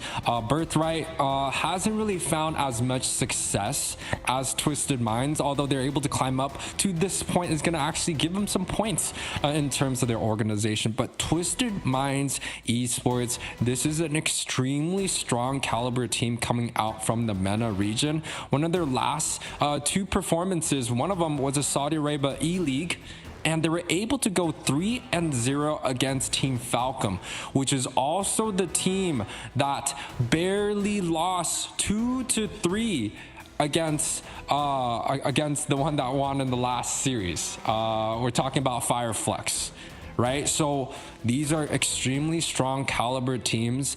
I'm excited to see how Twisted Minds is going to look to dominate, because they're definitely the stronger team here. But in terms of contending, Birthright has came a long way here. I think it's up to them to see if they can match the level. Yeah, and that's what we're going to see, who can kind of raise that bar and maintain it, right? As we are going to see a couple of the bands still not on the board that I would have expected. That Lu Yi has walked. We've seen it profit last week, dominating on the professional scene. Definitely will provide a lot of mobility. Speaking of mobility, that chip has been taken off the table. We got to see a little bit of that showcasing in the series right before that you had the pleasure of casting between Flux and the Prestige. Now, junglers still heavy prio on that Fredrin, still heavy prio on that Barats, that Boxia. All of them are still on the table. You are seeing the double support band out, though, that Angela alongside that Mathilda, but there is still that Faramis that kind of slips through the cracks from time to time again, but it could be paired up against the Valentina. Yeah, I mean, in terms of the name of the game, a lot of the global presence has already been taken off, right? The Chip, the Angela. Now, the side of Twisted Minds, they could either opt to trade, and they do ask for the trade, right? The two global presence, the Louis and the Moskov, are both available. And now, since the Harith and the Raja has been taken off, it could be a strategy to see if the enemy teams have prepared something like a Natan pick, right? Or are they going to go a little bit more traditional, like the Claude? But Louis and both Moskov are available. They could pick one or the other, or they could give both and take up the Fredrin here. Yeah, and traditional roams are still on the table as well. The Minotaur can provide that crowd control. The Grok, who we've seen time and time again be solidified. The Edith, yeah, definitely been a heavy presence, not only just in the roam position, but it could even be flexed into the XP lane. Speaking of XP laners, still got everything on the table over there. You got the CC, the Yuzong, but there goes that global presence, like you mentioned. Oh, 80% win rate on this Louis, definitely well deserved here. An extremely strong first pick, and I'm not mad, right? You could trade almost anything for an 80% Louis. Now, this R-Lot has been interesting. We haven't seen it, you know, quite often. I know there's a lot of teams that do extremely well, and this is something that should be, you know, prepared against, should be a little bit more scared, right? The R-Lot gets picked up here. I'm wondering what the last pick is going to be. They take the Fredrin, so the global presence of the Moskov, it seems like they're not biting just yet here. You know what I would love right here in this draft? If Birthright took up the Barats and paired it up with a Rafaela. That would like work out really well right here, because they'd have the support, they'd have the frontline capability, they'd have the crowd control provided over there by the Louis as well. I wonder if they're going to go something of that nature. We haven't really seen the Rafaela picked up at all. We've seen the Florian kind of prioritized over the Rafaela in the Snapdragon Pro Series so far. Just able to have that global heal to keep everybody alive definitely could work in their favor. But nonetheless, there's still some jungle prio on the table. Even marksman. So you see the Rogers banned out, but notice the Moskov is still available for the picking. Can have that late game presence, some mobility as well, and also that attack speed to be able to burst down the turrets at a moment's notice if you do have the advantage of separation. It could even go in for an XP laner, and there goes the XP laner. In fact, it is going to be that Terizla is going to have the crowd control at the penalty zone, paired up with the frontline composition of the Boxia in the jungle. Yeah, Terizla has pretty much had some great success coming out of today already, right? We saw game 1 in Flux. They were able to dominate with that. Game 3, on the other hand, Terizla did not find the victory that they are looking for. On the other hand here, the Boxia is going to be picked up. It kind of sends me saying that Birthright is prioritizing a lot of the early game rotations. They want to make sure they're there in objectives, the first person there. They want to make sure they're clearing just a little bit faster than the Fredrin, and I think that's good, right? To secure a little bit more early game here. Twisted Minds picking up this Valentina a little bit closer to the end of the first phase. It's going to provide a little bit more pressure, but you know, at the same time, it does take away the ability for Birthright to ban it out here. Okay, I'm a little iffy on it, and here's why, right? They probably could have still got a Valentina. Maybe it would have been banned out, and that's okay. I mean, it's really going to kind of be dependent on Twisted Minds using that diversion from the Lui to come into play. But I would have much rather have picked up that Minotaur, which is now going to be banned out. I feel like it would have synergized great over there with this R-Lot, with that crowd control, with just the crowd control in general, to be able to set up the team, especially when you're going up against Sabaxia, who likes to take it up close and personal, Tarizla, who likes to take it up close and personal. But Tarizla does have the execution strike, so technically he does have anti-immunity to the crowd control, so I guess it would still work in his favor. But the Valentina, yes, it does provide a little bit of draft pressure. Yes, he can take the penalty zone, but if he does take that ultimate, it's going to require him to be up close and personal onto the enemy team, and you are the backline mage, so you have to kind of be wary of the damage that the side of the Birthright will be able to dish out. Now, if they take the Valentina or the Lu Yi ultimate, the diversion, to be able to teleport across the map, they just have to beat the pace of Birthright to those objectives. I mean, the other option, I think the two options could be the Fairness, which is horrible against the Louis. I actually do not suggest that. Because, you know, you're talking about AoE sustain, and then you're talking about Louis wanting you to group up AoE. So I totally would not go that way. The Novaria, yes, it is very, very good. Has that long range sniper shot, but at the same time doesn't provide that early game that maybe Twisted Minds is looking to rely on, right? The penalty zone, the Boxia presence, those are strong early game, thick units that maybe Novaria couldn't penetrate. So I actually disagree. I think the Valentina could work adding on to get the penalty zone, or even the turquoise Poussant to provide a little bit more anti-heal early could bring in the value that Twisted Minds may be looking for.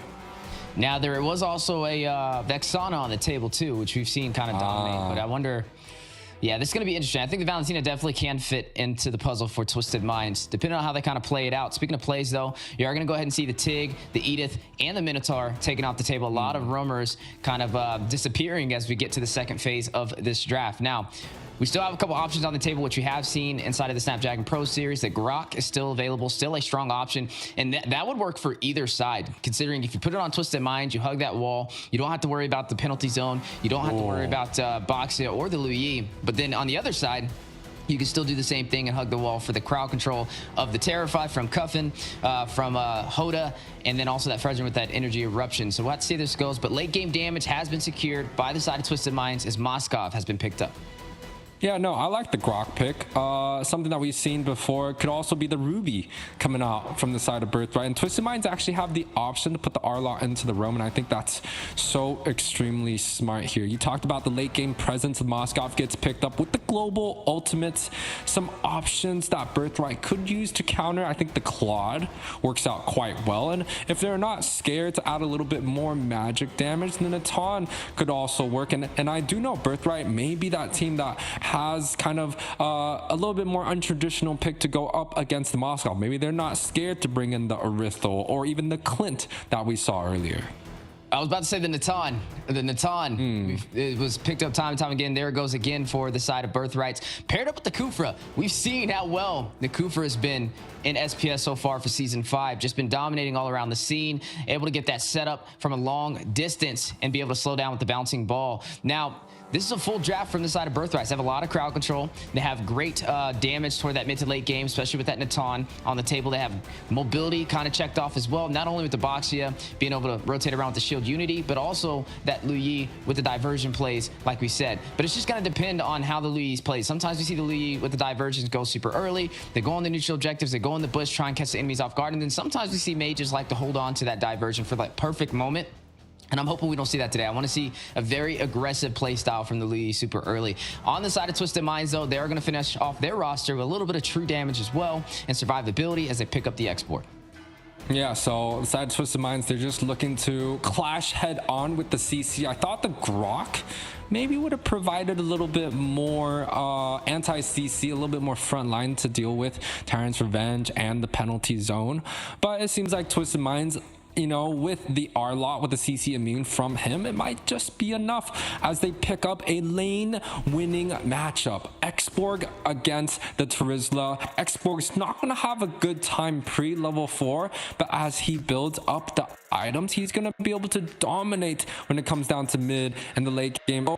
Is that matchup to go against the Boxer? He's going to be able to have that edge up ahead when it comes down to those late game moments. Speaking of edge, Snapdragon Elite Gaming, when winning matters. As you guys see the slogan on the bottom, that's what both these teams will be fighting it out for. A seat into the grand finals to be fighting it up against Flux Esports out of Turkey. Who will it be? Birthright, Twisted Minds. We got to see as time will tell in our amazing best of 5, our second semifinals match of the day, our final series of the day as well. And hopefully it'll be a lot longer than the first series as we can go the distance. As we jump into the land of dawn, guys, this is going to be game number 1. Birthright versus Twisted Minds. We've seen both of these teams kind of climb into the series, and now we get to see them at their final moments. Yeah, and speaking of final moments, here we are. EMEA up against EU. The last time we'll be able to see both regions fighting it out, because whoever wins here will be going up against Turkey tomorrow in the grand finals for SPS. Definitely a treat to be able to watch as both sides ready to take the distance. Yeah, and you know, that grand finals match tomorrow, Wheezy, it's going to be an extreme bloodbath, right? Both teams have kind of climbed into where they are at right now. It's going to be a hard fought series, but before that, we have to get through what's happening right now. And right now, it's Twisted Minds versus Birthright. All the spells on the board. Sano here with the Purify, something that we see is quite common for the Moskov, but it's going to be flickers all around by the side of Birthrights. Yeah, as you are seeing both sides getting ready to try and take these first objectives on the board. As we know, on the side of Birthrights, they have a lot of damage on their side, a lot of early game presence, not only from the Terizla, but also from that Luyi. We talked about Danny using these diversions once he gets to level 4 to create some opportunity. Speaking of opportunity, though, 2v1 on the bot side, hit with the energy eruption. Mikazuya not able to get out of there. First blood. We'll be going over to Twisted Minds. Yeah, and I mean, Twisted Minds here, I think they definitely have much more in terms of the experience. And in terms of, you know, their draft, they have quite a bit amount of CC. They have winning lane matchups. They have global presence. And now they have a lot of CC that the side of Birthrights is very, very tough to deal with. Yeah, and right now, both sides getting ready to take this turtle. Now, First Blood did go over to Hoda, so he already has a little bit of an advantage over against Alejandro. Cuffin, Mike Sama, and Maro there to contest, there to try and hold off Alejandro from getting the retro distance. Mikazuya wants to avenge himself from falling over there earlier for First Blood of this game, but not able to close the distance. And the first objective will be going over the Twisted Minds as they claim the turtle. Yeah, they get the zoning that they're looking for from Mike Sama. That's just due to the matchup difference, right? They have the Xborg up in the front, and they're still able to save the Retribution when Hoda here takes care of that. The green camp advantages across the board, but top side, yeah, a lot of damage over there. Chung Myung at about 50% HP. Now, we know the story when it comes to the Natan up against the Moskov. Both of them need to get those power spikes. Both of them need to stay alive and hope their team gets the objectives to be able to deal that damage towards that mid and late game. The Natan, we've seen a little bit less successful, actually, against that Moskov, who's just been kind of more of a stronger presence. But we'll have to see how this kind of plays out. Regardless, I feel like the same conditions are on the board for the gold laners of today's match. The objectives from the teams to be able to help assist in their economy. So you're saying that the Natan is weaker than the Moskov in terms of late game? No. I think they're both pretty good late game, but I would say the Moskov definitely is better in the late game in terms of mobility. Speaking of mobility, though, a lot of battling between both sides. Alejandro will be able to put a big penalty zone for the knockup. Another kill on the board. Mark is going to be the one to fall. Cuffin able to pick up that kill. Gets the double. Finds Alejandro as well. A 2-for-1 trade working in Twisted Minds' favor. Yeah, the snowball is brewing for the side of Twisted Minds here. They got the kill on the bot side. They got the objectives, even winning out on a small retribution, and now transforming into the top side. They're able to take a 2-for-1 trade. A 1K gold lead already for the side of Twisted Minds, and I feel like this is going to be quite a moment to be scared of, right? Look at the bot side. Xborg already having a great time against the Trizla, as he should. You talked about the top side matchup. I think it's quite even, and you know, you talked about the late game potential, right? Moskov, I feel like it just stands out a little bit more with the global presence, but at the same time, they both deal tons of damage here. And in terms of the jungler, I think the Fredrin just might edge out a little bit more.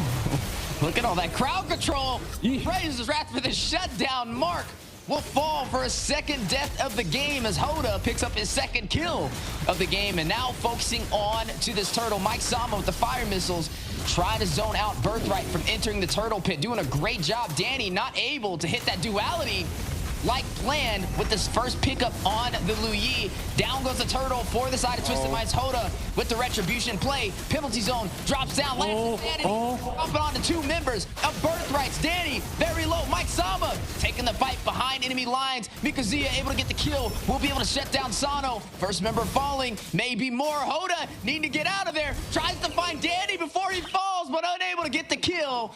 Will drop there. Danny able to take him down. Hey, that's not bad from the side of Birthright. Able to get 2, although for the side of Twisted Minds, they're able to secure that turtle with no problem.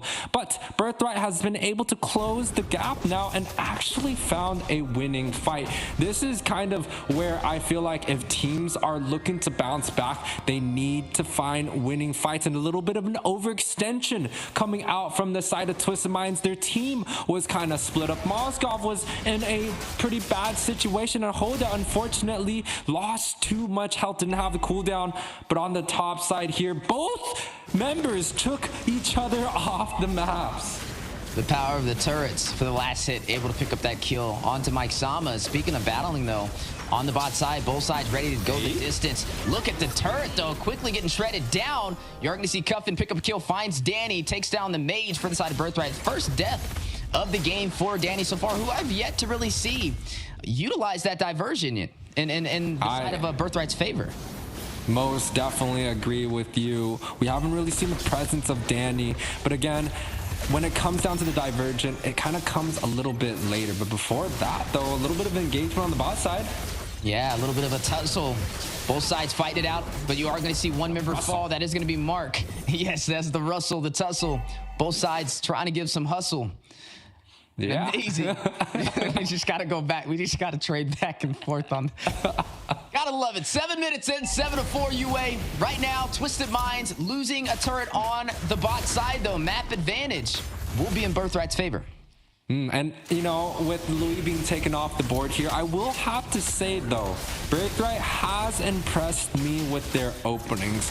I thought that Twisted Minds, especially with their past and their experience, is going to give us a dominating performance. But Birthright here is showing that, yes, they still are going to try and represent their region. They are one of the best, and they're willing to fight it out. A 1.5K gold lead, 7 minutes. You could forget about snowballing, Weezy. This is a dead even match for both of these teams.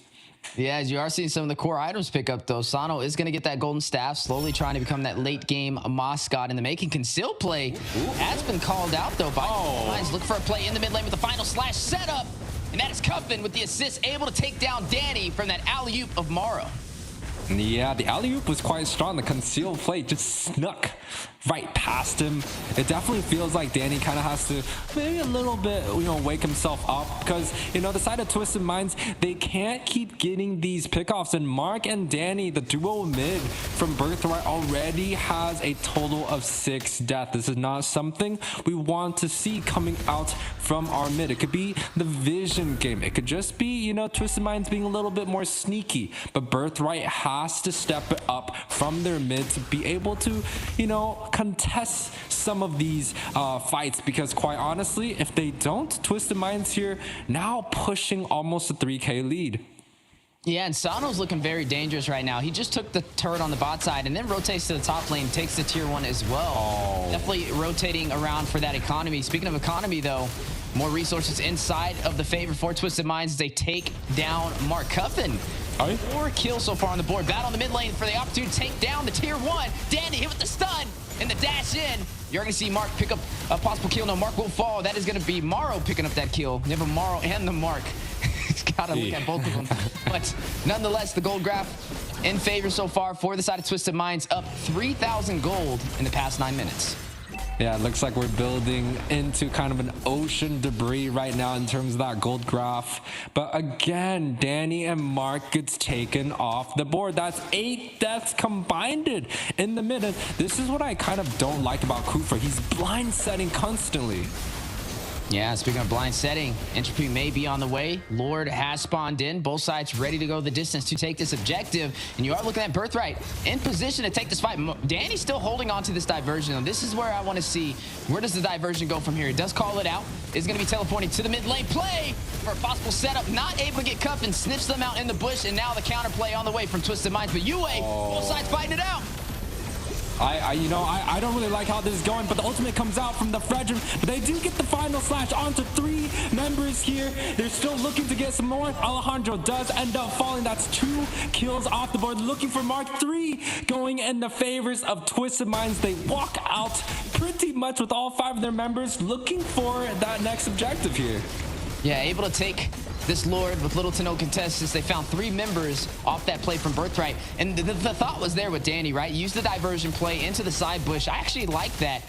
But Cuffin just very smart on that overall awareness, able to kind of dash back into that tier 1 turret at a moment's notice to save himself from falling off that sneaky engagement from the side of Birthright. And right now, it is 14 of 4 total domination at the mark from the side of Twisted Minds. Both sides fight it out on the bot side.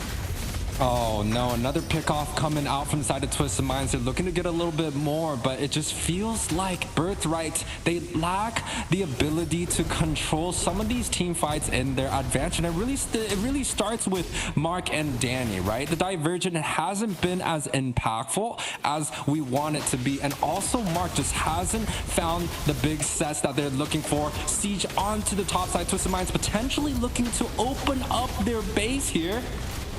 Yeah, trying to find another opportunity to claim immortality. Does get might have a big final slash though. Hoda gets 1, Mike gets the other. Chung Myung and Danny fall side by side, and the inhibitor in the top lane has been cracked down by Twisted Minds, opening up the base for Birthright. Down goes the inhibitor for the mid as well. Mikazia trying to hold off the side of Twisted Minds with the penalty zone. Twisted Minds looking to try and close this out though in distance to be able to deal damage to the base crystal. Last insanity, last. You're going to see another kill on the board. Both members fight it out, both teams trying to go the distance, but Twisted Minds going a little bit further, able to take down the base crystal and claims game number 1 against Birthright. You know, quite convincing in my opinion. Twisted Minds coming out a dominating performance once again. 1-0 against Birthright on the board here. We could talk about the game here, but I just want to say Twisted Minds just felt a little bit more well-rounded when it comes down to stacking some of those spells. On the other hand, Birthright, you know, we talked about it in the game. We didn't see the divergent go kind of the distance here. We also saw a lot of misplays coming out from Mark, and I think that led to kind of the downfall that, you know, maybe Birthright was trying to get and with their comp that they drafted here.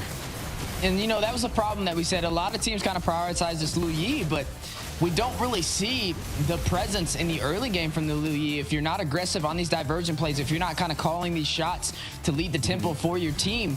And we just didn't see that today in game number 1 from Danny. It just came online a little bit too late. You know, the idea was there. We got to see it play in the mid lane for a possible setup, was kind of sniffed out by Cuffin over there by Twisted Minds. But Twisted Minds seemed like they were a step ahead of Birthrights for this entire game, able to just continuously deal damage and crowd control, stacked up not only with Sano split pushing for these objectives, but also Mara with some great final slash plays. Yeah, the wombo combo slash right there, hitting 3 members paired with a penalty zone. It was just a little bit too much to handle for the side of Birthrights. And I also want to point this out, that Danny, this Louis, yes, the damage dealt was #1 on his team, but this is a first pick priority that Birthright has set up for. They could have looked for the Fredrin. They could have looked for the Moskov. They could have picked a bunch of different heroes, but they decided to put all their hope into the Louis, and it just did not work out. So maybe Birthright, if they're able to get the first pick once again, they have to look for something that maybe they could piggyback on. But talk about the piggyback, Cuffin gets the MVP here. Yeah, you're talking about the Louis, but looks like the world wants to talk about the Valentina over there from Twisted Minds, just able to dominate 6-0 and 10. Amazing, flawless KDA. Didn't fall a single moment in that game. Able to provide that pressure, able to kind of rotate around and find the opportunity for the side of Twisted Minds. Yeah, well done, well deserved. 0 deaths on the board. Had a great early game. You saw the penalty zone kind of coming in to add that extra support paired up with the final slash. It was really, really hard for Birthright to even find a winning setup, but they were able to find a kill. I mean, 2 kills kind of towards that mid game after the first turtle, where, you know, Twisted Minds kind of overextended, right? They picked up the Moskov and they picked off the Fredrin. And, you know, talk about the pickoffs with some great ROG phones coming out for them. You know, they're able to get a lot of these, you know, fights in their favor. And if they're able to do so just a little bit more, I think we'll get a much closer match total.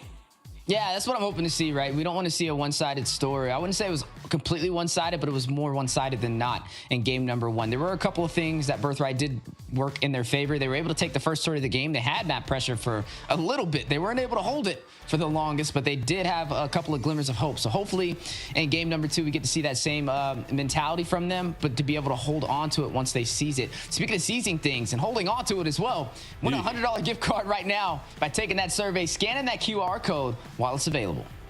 Yeah, and I mean, doing that, it's quite fast, it's quite early, and so it's a good way to, you know, get that next skin. I know the Harith skin just came out for the collector, and, you know, it's quite hard to be able to get through all those diamond rewards to get onto the Harith, but it's definitely a great skin to get, so make sure to fill out the survey, grab a little bit more cash there. Yeah, and guys, make sure you check out the Snapdragon Pro Series social media. Make sure you guys are looking at all the spicy highlights from the Open Finals, the Open Qualifiers, all the way to here now in the Challenge season. As you can see, Europe, MENA, and Turkey, all of them fighting it out, holding that flag high for the team. We still have one from each region currently. It's going to be the last day we have one from each region right now. As we are looking at MENA and Europe fighting it out. Right now, Twisted Minds in favor for MENA, up against the side of Europe with Birthright. Birthright still has a chance to turn this around, though. Like we said, it is a best of 5, and we hope to go the distance. Yeah, best of 5 here. We're looking for, you know, the side of Birthright to be able to match the level of Twisted Minds. Twisted Minds set the bar up quite high. When it comes down to drafting, they're willing to give up like a 70% win rate Louis. That's mind-blowing here. And, you know, they're able to set up a draft where the Moskov, the Valentina, also the Fredrin just paired so well up with the amount of CC that they're looking for, and added with the R-Lot Flex, right? The Flex allowed them to force so much roam bans on the second phase that, you know, the side of Birthrights, they really didn't know what to do. Do we take out more roamers? Do we think the Arla is in the XP? And it ended up backfiring, right? They couldn't secure the picks that they were looking for, and they allowed things like an Xborg to be let through the draft, and it allowed Twisted Minds to have both a winning matchup and free bans on the second phase. And it was very high IQ with that, right? I mean, I would have expected with Twisted Minds having the second pick, Grok. They could have picked up that Minotaur. They could have picked up a Grok. Any roamer that they wanted. They had full priority to be able to take before the second phase, but instead they said, hey, let's get a little three-dimensional. Let's flex this R lot into the roam position. Credit to Chris over there, who did mention that during the draft as a possibility. Yeah, they were able to kind of dig deep in their bag and pull that off, and it really caught the side of Birthright off guard, and that's what you got to do to be able to kind of have the slight advantage inside of these series. But Birthright, we got to see how they respond. This time they are second, or should be second of the draft. We'll see as we jump back in. But this will give them an opportunity to possibly kind of shift some things around and regain their composure. Now, early game, I would say it was kind of both sides, right? But towards that mid, like right before they got to the midpoint, that's where we saw Twisted Minds completely just stampede through. I think at that around 7-8 minutes, Twisted Minds just didn't let their foot off the gas, and they continued to push that pressure onto the side of Birthrights and maintain themselves in the entire series. So hopefully this time around we can kind of see a little bit more pressure towards that mid game from the side of Birthright. Yeah, no, I mean, I think it was well done from the side of Twisted Minds there. They pretty much won. They got the pick off onto the bot side early on, and they pretty much kind of steamrolled through as they kind of should, being kind of the more experienced team here, right? Birthrights, unfortunately, we just didn't see too much presence from both the mid and the roam. In my personal perspective, I would like to draft a little bit more tailored towards their mid and their roam. Things like their pocket picks, right? Things that they have a little bit more success. Maybe things that are just a little bit more straightforward. For example, you have the Edith here. You get the 1-2 knockout pop up, and you get kind of this. You pop the spells or the stuns, and you kind of push the enemies off that mid. Or you get the Navaria, where you could kind of just lane clear by yourself early on, and push your team into the late game. Things that I feel like Birthright is just a little bit more comfortable on, to be able to deal with the aggressiveness, the draft pressure, and also the rotations coming out from Twisted. Yeah, and that's what we're going to have to see today, right? The draft pressure is definitely the starting point. Which side can kind of profit most during the draft? And I would say, speaking of draft, as we are jumping into game number 2, I feel like it wasn't really heavily on one side. I feel like both sides had answers to be able to pull that off, but I think it was just the execution with what was picked up, which was the problem, right? And we mentioned Danny time and time again on that Lu Yi, who was picked up first in the draft. When you pick up a hero like that early and first, that means you have to perform. That means you have to dominate. You have to pick it for a reason. And we just didn't see that, right? We didn't see the early game pressure from the Lu Yi. We didn't see half of the dualities even kind of play into it. So maybe not picking up the Lu Yi at all for the side of Birthright should be their plan this time around. But looks like Birthright is still going to have first pick in the draft, and Twisted Minds will still be favored second, which is going to be another advantage for them to possibly try and repeat their drafting style again. The R-Lot, I would say, it was what kind of helped them go three-dimensional in that draft, to be able to kind of stop them from picking the roams. Do they let them get the R-Lot again? See, as much as I like the Paquito ban here, you brought up the great point of the R-Lot. The R-Lot troubled Birthright in the second phase of the bans and allowed things like the export to pass through, because quite honestly, if you knew that, you have a Terizla and the enemy is looking for an XP, we would probably ban out the export. That's one of the hardest counters, especially when it comes down to mid and the late game. But it troubled them a lot. But this time around, they're still not looking for it. They opt to ban out the global presence, which I do like, right? The Lu Yi just didn't work out in favor. I do want to see what Birthright comes up with in the first phase this time around. Yeah, but Roger's still on the table. I wonder if Twisted Minds will ban this out, or will they let the side of Birthright try and pick this up? Maybe that's a game plan for them. I'm pretty sure Twisted Minds banned out the Roger at this exact moment in game number 1. So do they let that walk? Time will tell. Again, all our junglers are still on the table. The Fredrin, the Boxia, the Barats. But there goes that Roger that we kind of mentioned being focused in from the side of Twisted Minds. So they're still not trying to let that kind of slip through the cracks. And it's a wise decision. There goes that Fredrin that we talked about, though. I like Good this. jungle prio. And yes, I do like this too, because this is way better than prioritizing a Lu Yi and not being able to perform on it, right? I feel like Fredrin's possibly one of the best options you can get inside of that jungle position, and a strong pickup for Birthright. It's standard. It's safe.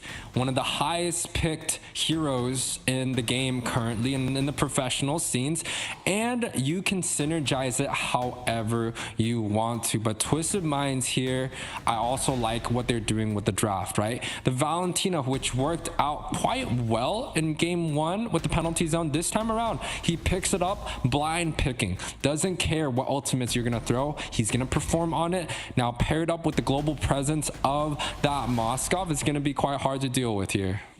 It's almost as if he's just challenging the draft from Birthright right now. They do pick up the Yuzong, which could profit inside of Valentina's favor over there for Cuffin, who should be the one to kind of swap into that. You are going to see that Yuzong, though. Great to get to the back line. It is going to be a little bit of a challenge, though. Using a Yuzong, trying to rush up onto a Moskov, he's going to be able to knock you back. Not only that, but trying to rush into a Valentina with the Terrify could be a possibility for Disaster. Speaking of disasters, another strong jungler steps into the land of Dawn for the side of Twisted Minds to pair up against this Fredrin, and that is going to be the Barats.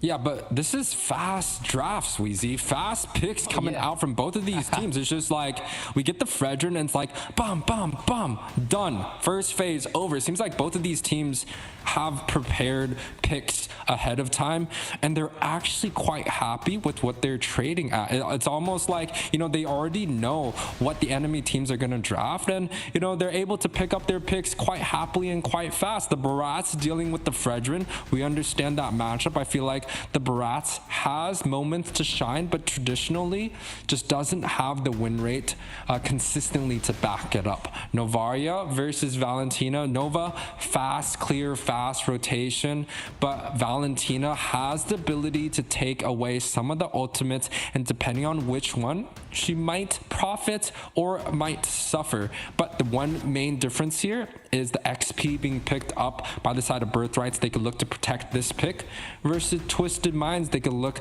to ban out some of the marksmans.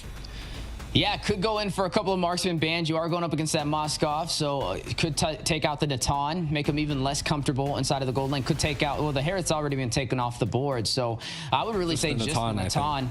Yep, just the Natan right here should be the focus for the side of Twisted Minds.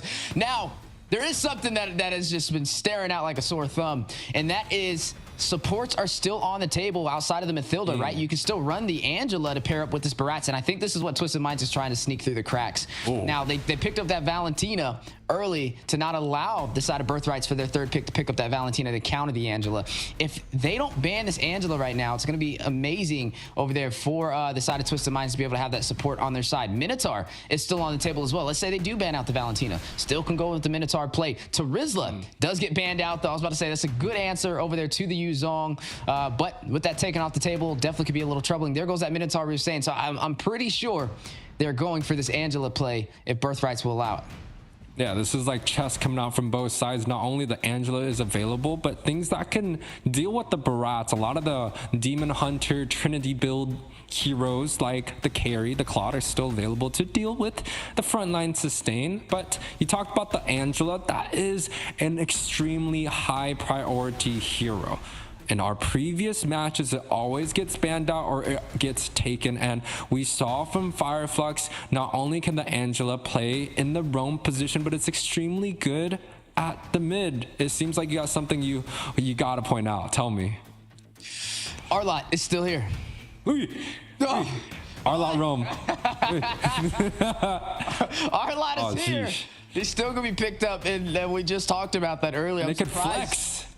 They still could flex right now. Like, you think they go for it?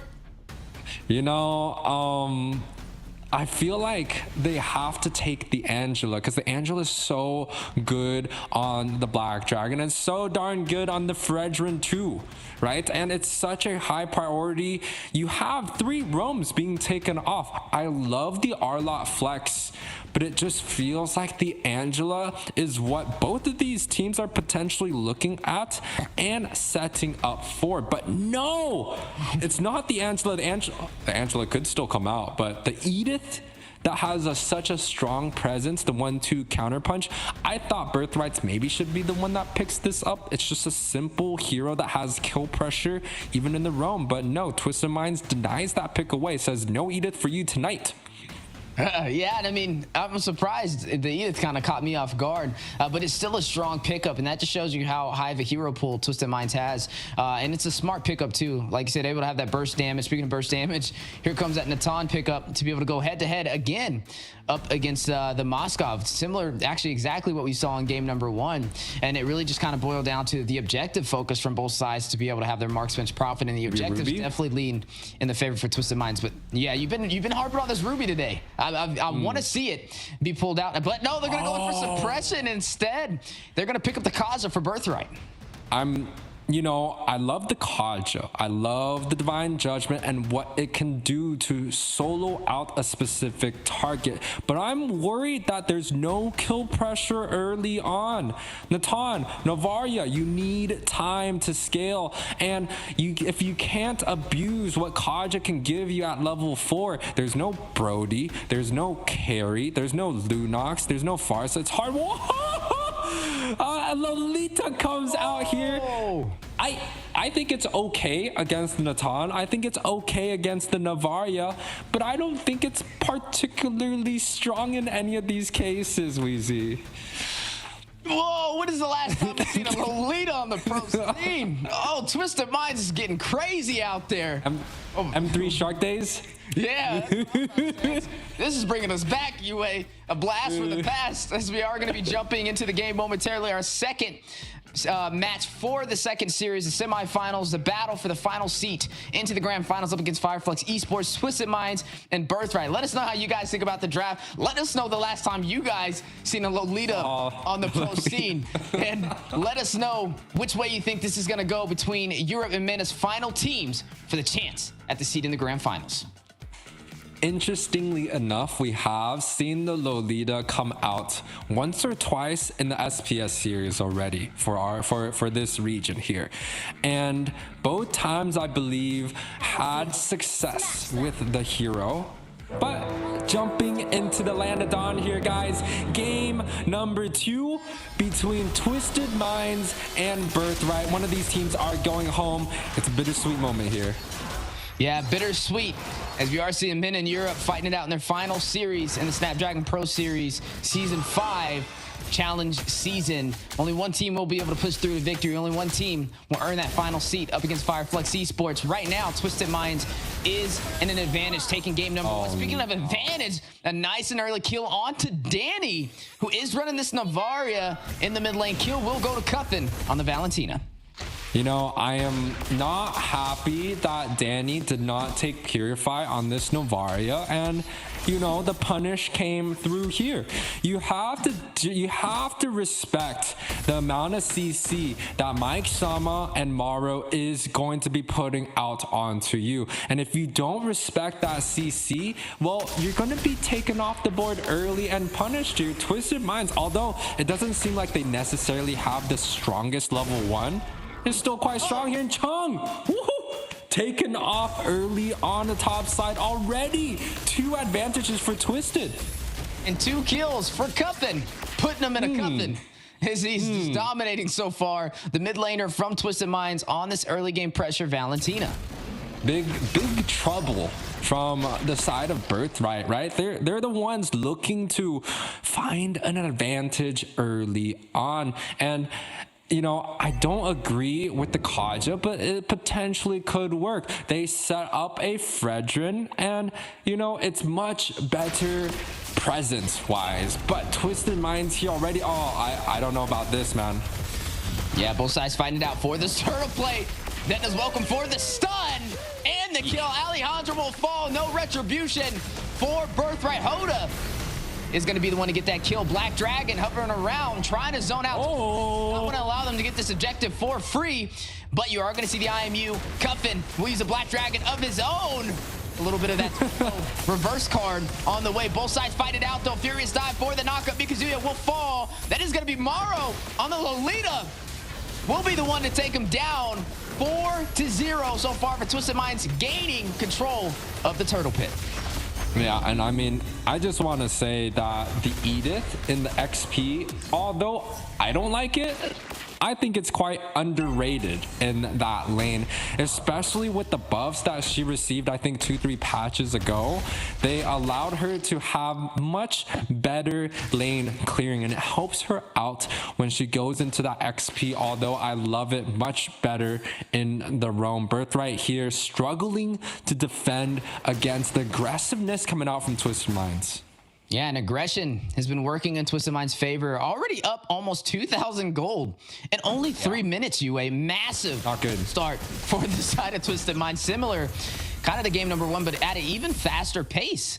Birthright was the one who had the advantage, at least for the first 5 minutes of game number one, and that's when you saw Twisted Minds kind of turn this around. But this time, Twisted Minds has control of this game ever since the start. Birthright needs to find a way to kind of turn this back around in their favor. It's going to be really on the Mark. Needing to find some great divine judgments, needing to get these setups that Birthright can kind of profit on. Yep, and you know what's worse is that Mark is unable to do so because of the late game Natan and the Navarre. It just doesn't work out in their favor. Look at it again.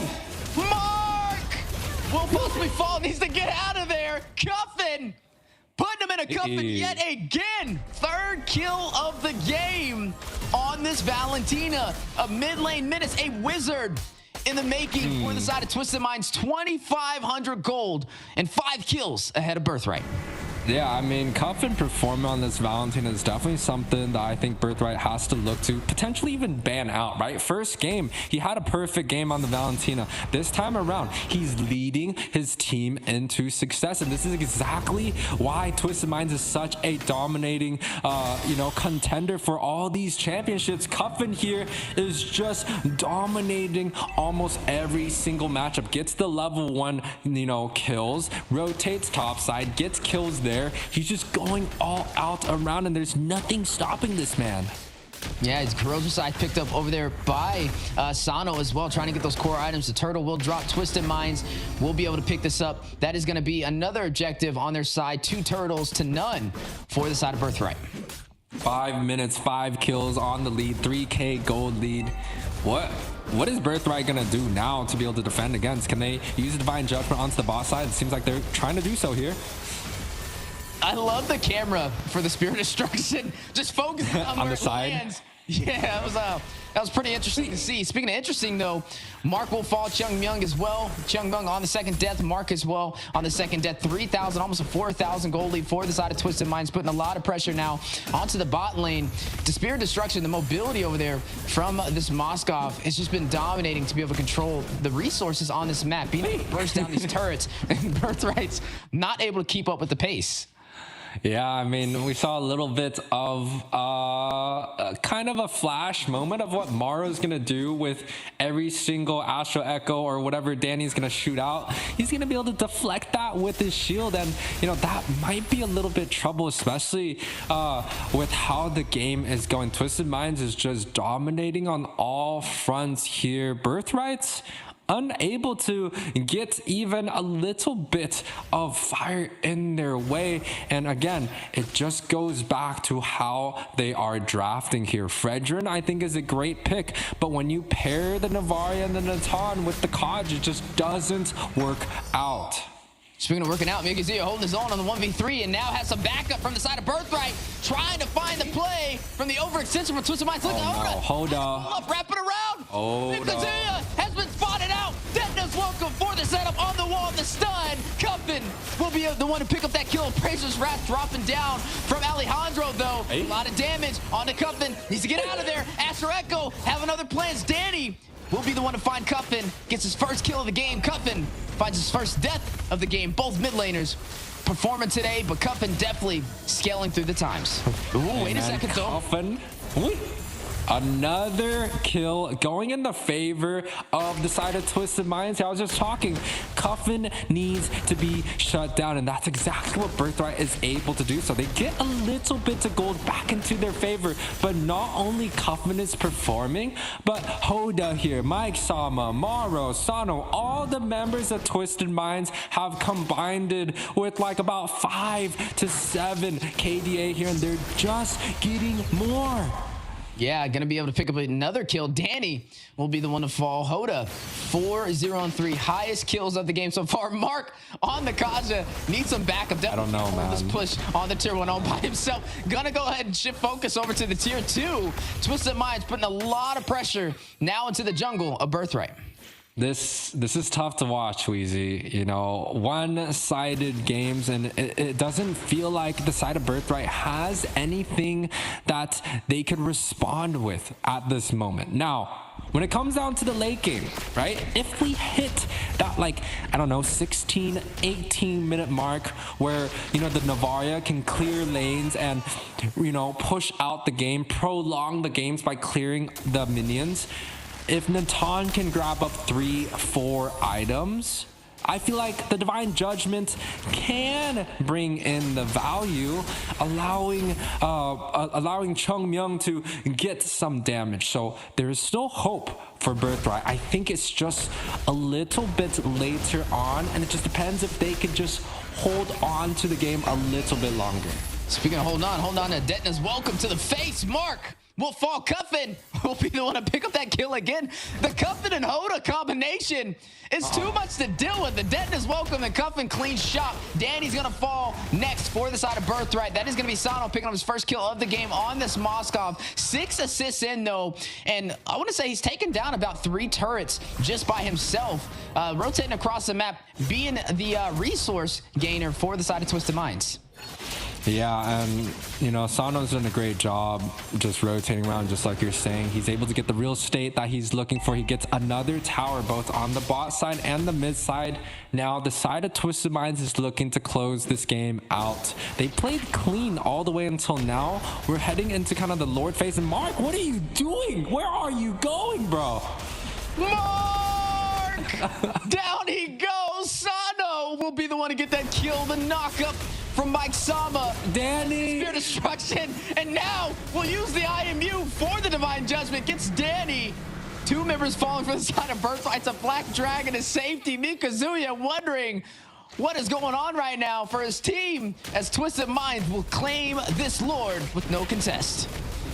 I don't know, man. I think this is a very tough situation for Birthright. Birthright really has to try and find a way to extend the game, but just the pickoffs once again. It's a 1-4, 0-5 mid lane. That's 9 deaths combined, and a conceal gets popped by Mark here with absolutely nothing going behind them. Birthright, this is the time where you get that flicker, you get that Divine Judgment, you try to find the pickoff, because when it comes down to the 5 versus 5 siege, I don't think you're gonna be able to defend against the monster units that Twisted Minds has set up. Yeah, speaking of setups, Lord now going to be marching in. A possible opportunity to close out this game. UA, both sides ready to fight it out. They do try to get the pick off here. Mikasama gets kind of shut down completely before, and the flicker play coming out from that Lolita gets a stun through here. The Lord is still down. They're able to get the clear. Alejandro looking to get onto the backside. Sano is able to get a pick onto the back, but the Divine Judgment looking to connect, does not get it. It seems like Birthright is out of option here as they look to try and defend onto the last base, last inhibitor. Sano on the backside looking to get the double kill, gets that picks up, going for that killing spree here. A clean execution coming out for the side of Twisted Minds here in the game 2 as they step their way into victory. The Nubian blast for the final stun in the base. Twisted Minds able to claim game number 2 with a one-sided story up against Birthright's 2-2-0. A possibility for a match point and a sleep and a ticket into the grand finals, but still another chance for Birthright to turn this around, but they have a lot of ground to cover. Yeah, they're, side of Twisted Minds is putting Birthright back into the womb potentially here. The side of Birthright, they really have to try and find out a way to deal with, I feel like it's the draft, right? It just doesn't seem like it's working out. And quite honestly, for me, if games are ending before the Luminous Lord or right as the Luminous Lord, the first one comes in that 12-13 minute mark, for me, it's typically about your draft, right? You just couldn't find enough sustain early game. Maybe it's how you played, but most importantly, it just feels like the enemy just has things that counter you or just works much better, and you're just not winning in any of these team fights. That's exactly what Twisted Minds has been doing in both game 1 and game 2. I think Birthrights, especially with how much time you have in these drafts, really use up that 30 and 40 seconds. I want to make sure they're able to kind of find a better solution to deal with the aggressiveness coming out from Twisted. You know, it's interesting, the team fight participation for Birthrights, for Danny, Mark, Chung Myung, and Alejandro, all of them had 100% for that one kill on the board. And Mukazee was nowhere to be found. Looks like they know who they're going to blame as for game number 2. But no, it was interesting. I mean, it was definitely a one-sided story for this match. Twisted Minds just came strong. And honestly, I think the difference that we're seeing when it really boils down to it is the mid lane and the roam combination. As you are going to see MVP going over to Sano, just dominating overall. Had a really great performance in game number 2. Sano on that Moskov, who's been split pushing, creating that opportunity, using the global cooldowns, using the Spear of Destruction to be able to dominate in the Land of Dawn up against Birthright. Well deserved once again. MVP coming out from Sano here. You saw moments where he was kind of just dashing around with the global presence, able to get the pickoffs that he's looking for, even closing it out at the very last moment. That's the real deal when it comes down to picking up the Moskov. And he picked it up in game 1. He picks it up in game 2. Doesn't seem like Birthright is looking to even giving him the respect that he deserves on that global hero. It's something that's extremely hard to deal with, and I think Birthrights have to try and find out ways to be able to trade some of these picks, some hot picks against Twisted, because so far Twisted Minds, it feels like they're just getting away with everything that they want here. Yeah, there's a lot of questions and both sides trying to find some answers, so don't go anywhere, ladies and gentlemen. We'll be right back with you guys after a quick break.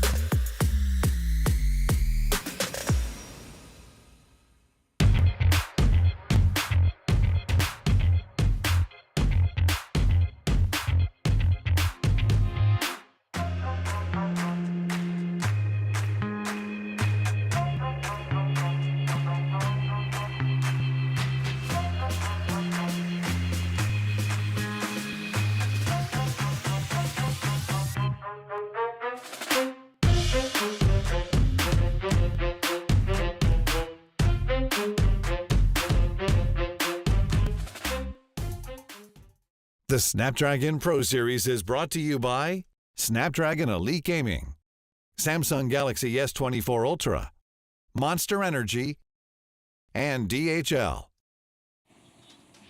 Welcome back to the Snapdragon Pro Series Season 5 Challenge Season Semifinals. The final battle for a ticket into the Grand Finals up against Flux Esports. Two amazing regions, Europe and EMEA. Twisted Minds and Birthrights fighting it out in a best of 5.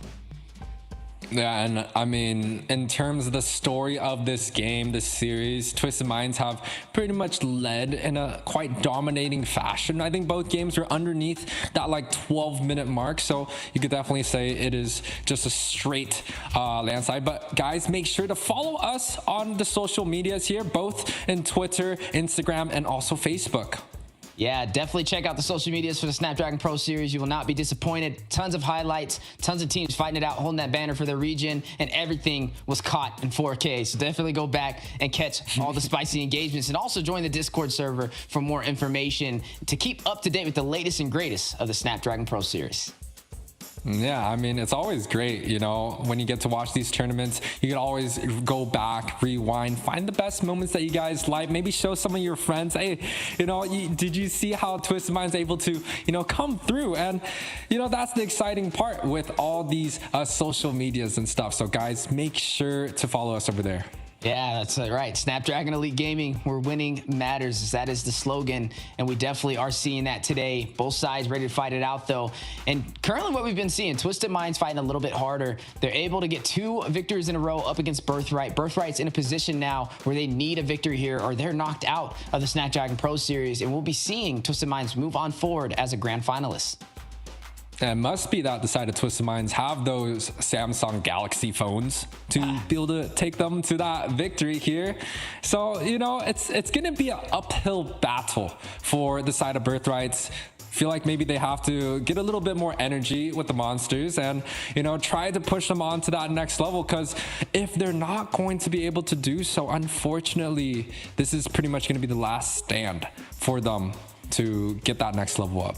Yeah, a little bit of peace in the East, as we are seeing both sides still fighting it out. Man, we got to see how this goes. I think, like I said, the thing that stands out to me from the side of Birthrights where they're kind of going wrong is the mid and the roamer, right? Danny just having a really hard time in the Navaria on the Luyi to be able to pick up those kills. The Kaja was picked up by the side of Birthright as well, and I just feel like Kaja's easily overwhelmed with a lot of crowd control, especially if you don't have heavy crowd control already working in your favor. I mean, they had a Navaria, they had a Yuzong and a Fredrin, and that's a lot to kind of put in their hands when you pick up a Kaja. I feel like maybe something that had more crowd control could have worked in their favor.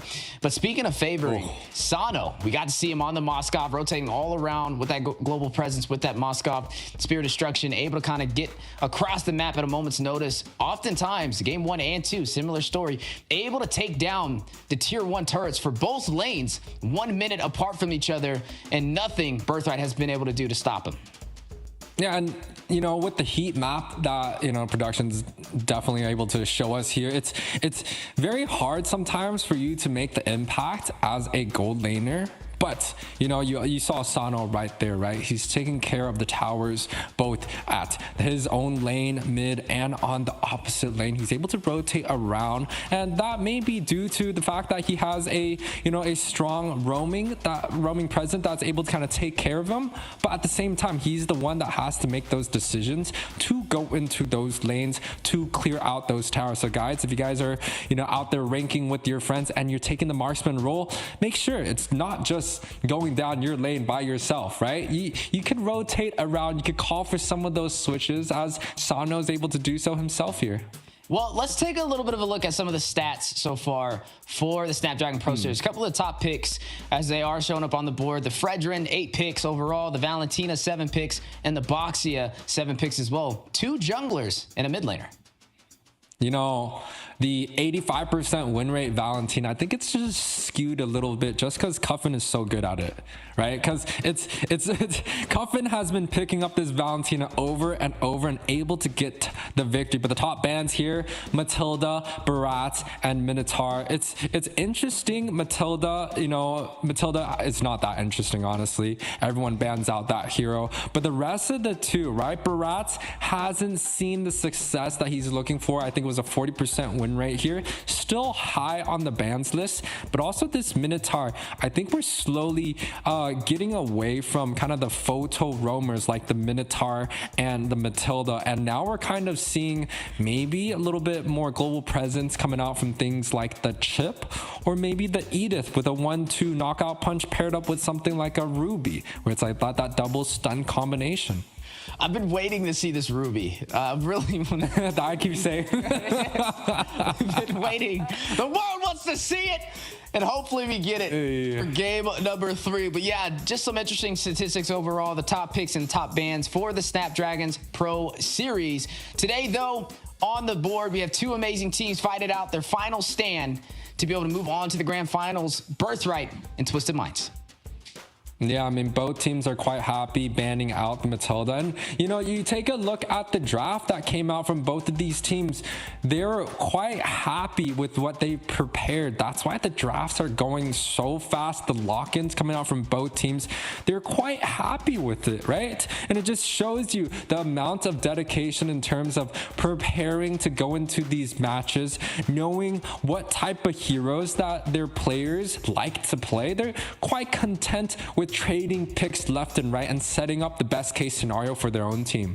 I think it was interesting. A lot of the stats that were on the board for the head-to-head, it made it seem as if both sides were like even, but we haven't been seeing that inside of the Land of Dawn.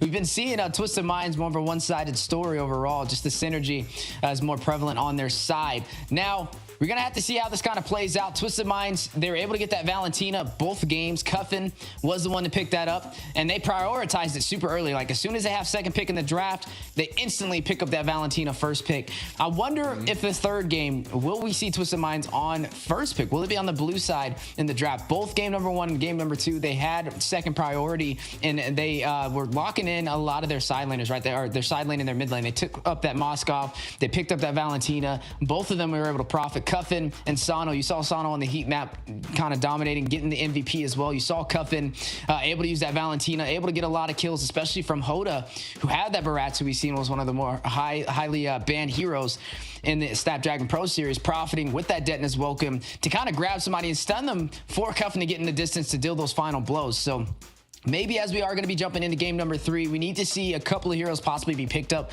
by the side of Birthright to not allow it to go inside of Twisted Mind's favor. And I would say the first one could possibly be that Valentina. Yeah, I mean, take a look at this Cuffin here, the Valentina, and you also get the Odette popping out here, paired up with the Lu Yi, right? Cuffin definitely stands out in Twisted Minds. He's able to dominate onto the mid side, and he's one of those players that is not afraid to pick up the mage early on in its draft. One, it could be like, hey, I just want my own hero, give it to me, I will win my lane. It could be like that. Or number 2, he could be taking one for the team, right? I don't want to pick so early, but hey, we got a man like Cuffin here. He's not scared to pick his hero.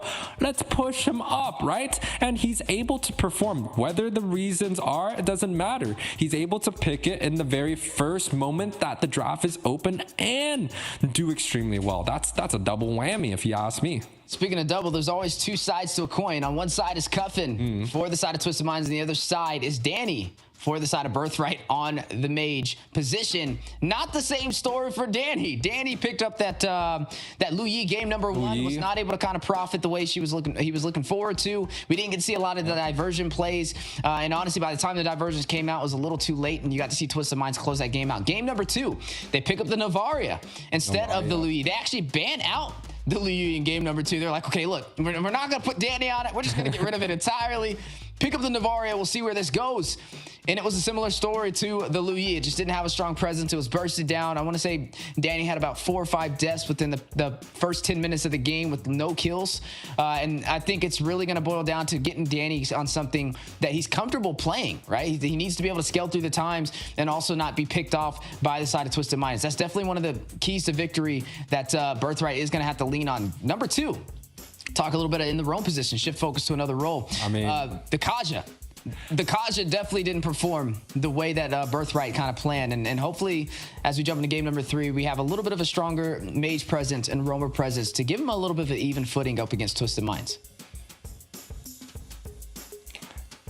Great great saying by Wheezy, but unfortunately, you know, in my ears, I can't really hear too much here. But I know you talked about the performance of Danny, and for me, the biggest thing is that the duo mid from Birthright, it's just a little bit hard for them to get going against Twisted Minds, right? The duo mid is just they're dying left and right. They're unable to get the performance that they're looking at, and quite honestly, in game 1 they were like 1-7 total stats. In game 2 it was still the same thing. They couldn't get a snowball going. They couldn't find the picks that they're looking for. It could be a synergy problem, it could be the hero pick problem, but overall they just need to make sure that they're landing on heroes that they are proficient at, that they can perform, and potentially leading up to a pick here and there, giving their team just a little bit more advantage as they head into this game 3. Yeah, and that's what I'm excited to see. Hopefully Chris can hear me. I think he had a little bit of a hearing issue on his side, so I don't think he can hear me. So we're just gonna talk about Chris for a little bit, guys. We're just gonna break down what makes UA such a great caster. But before we do that, we're gonna be jumping to a quick break, so don't go anywhere. We'll be right back with you guys momentarily.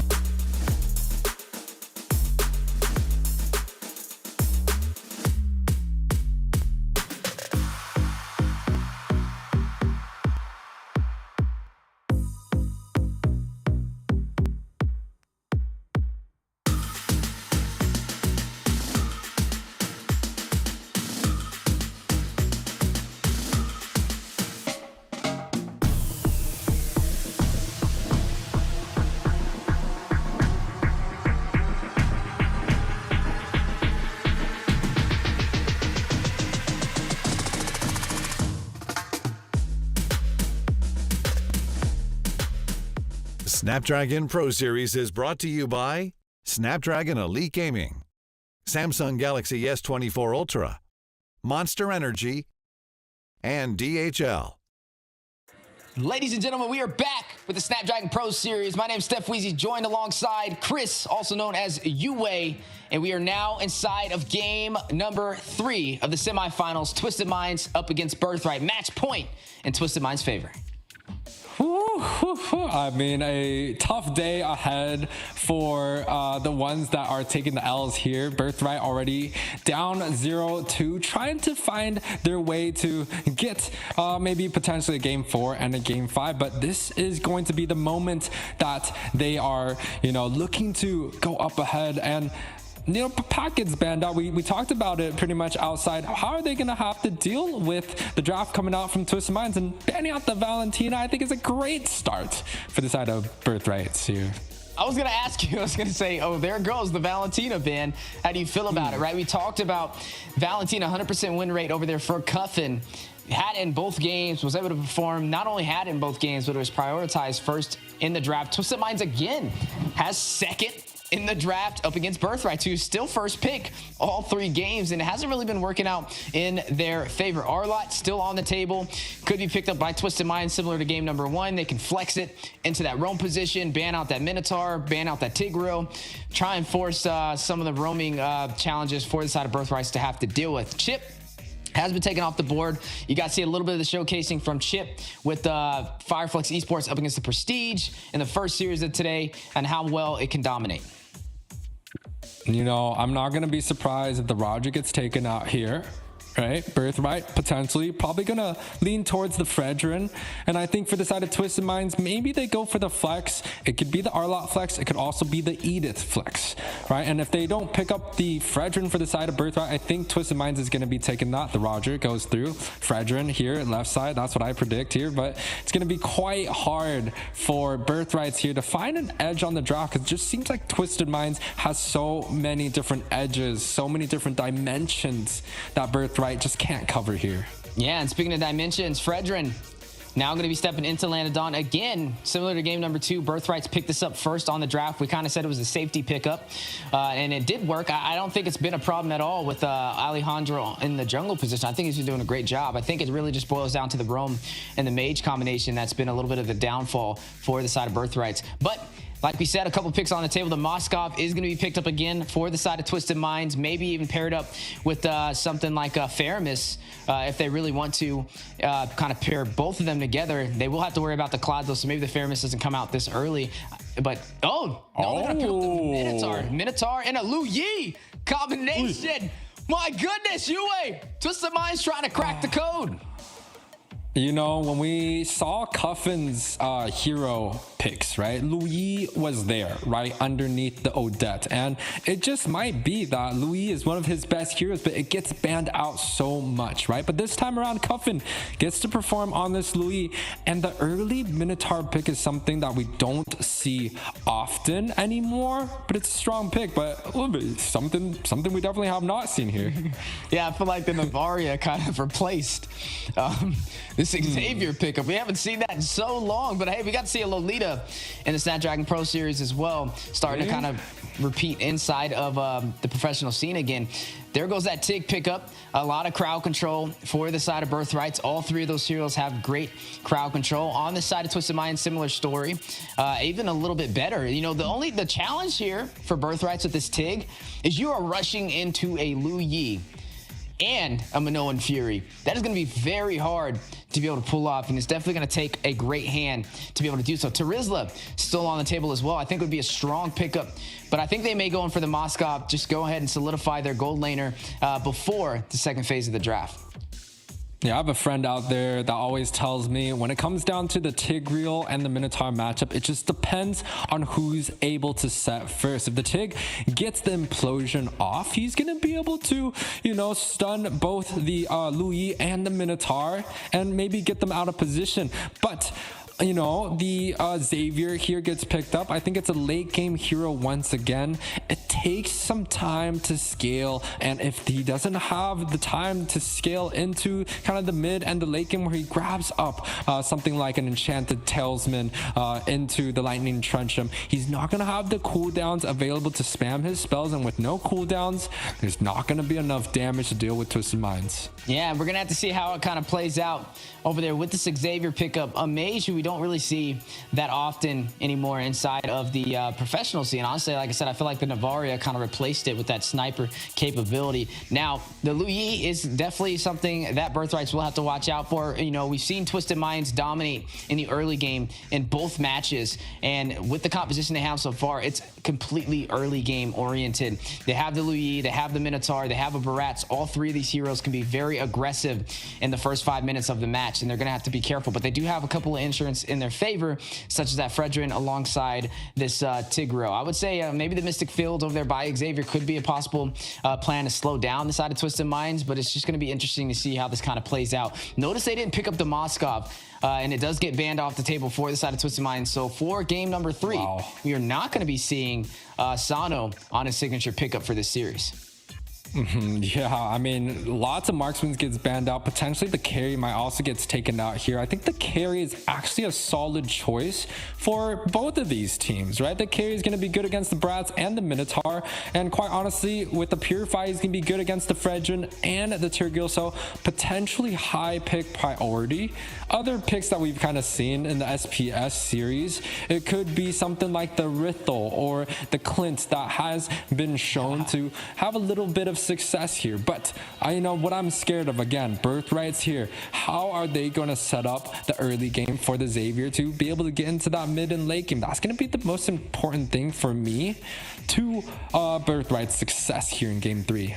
You know, they could go in for something like a Melissa as well for the side of Twisted Minds. I mean, especially up against that Tig. We'll have to see how it kind of plays out. I mean, the Xavier with the Mystic Fields could still go through. There goes that R-Lot that we talked about being such a threat for the side of Twisted Minds. Really good rotations over there from Morrow on it in game number 1. Now, there is a couple of other marksmen. Like you said, the carry could be a problem. The Brody still could be slotted up here. It does have the survivability aspect, especially with that Tigger on the implosion. He can group everybody together. You get those marks off, and then you can use that torn apart memories to deal some massive damage.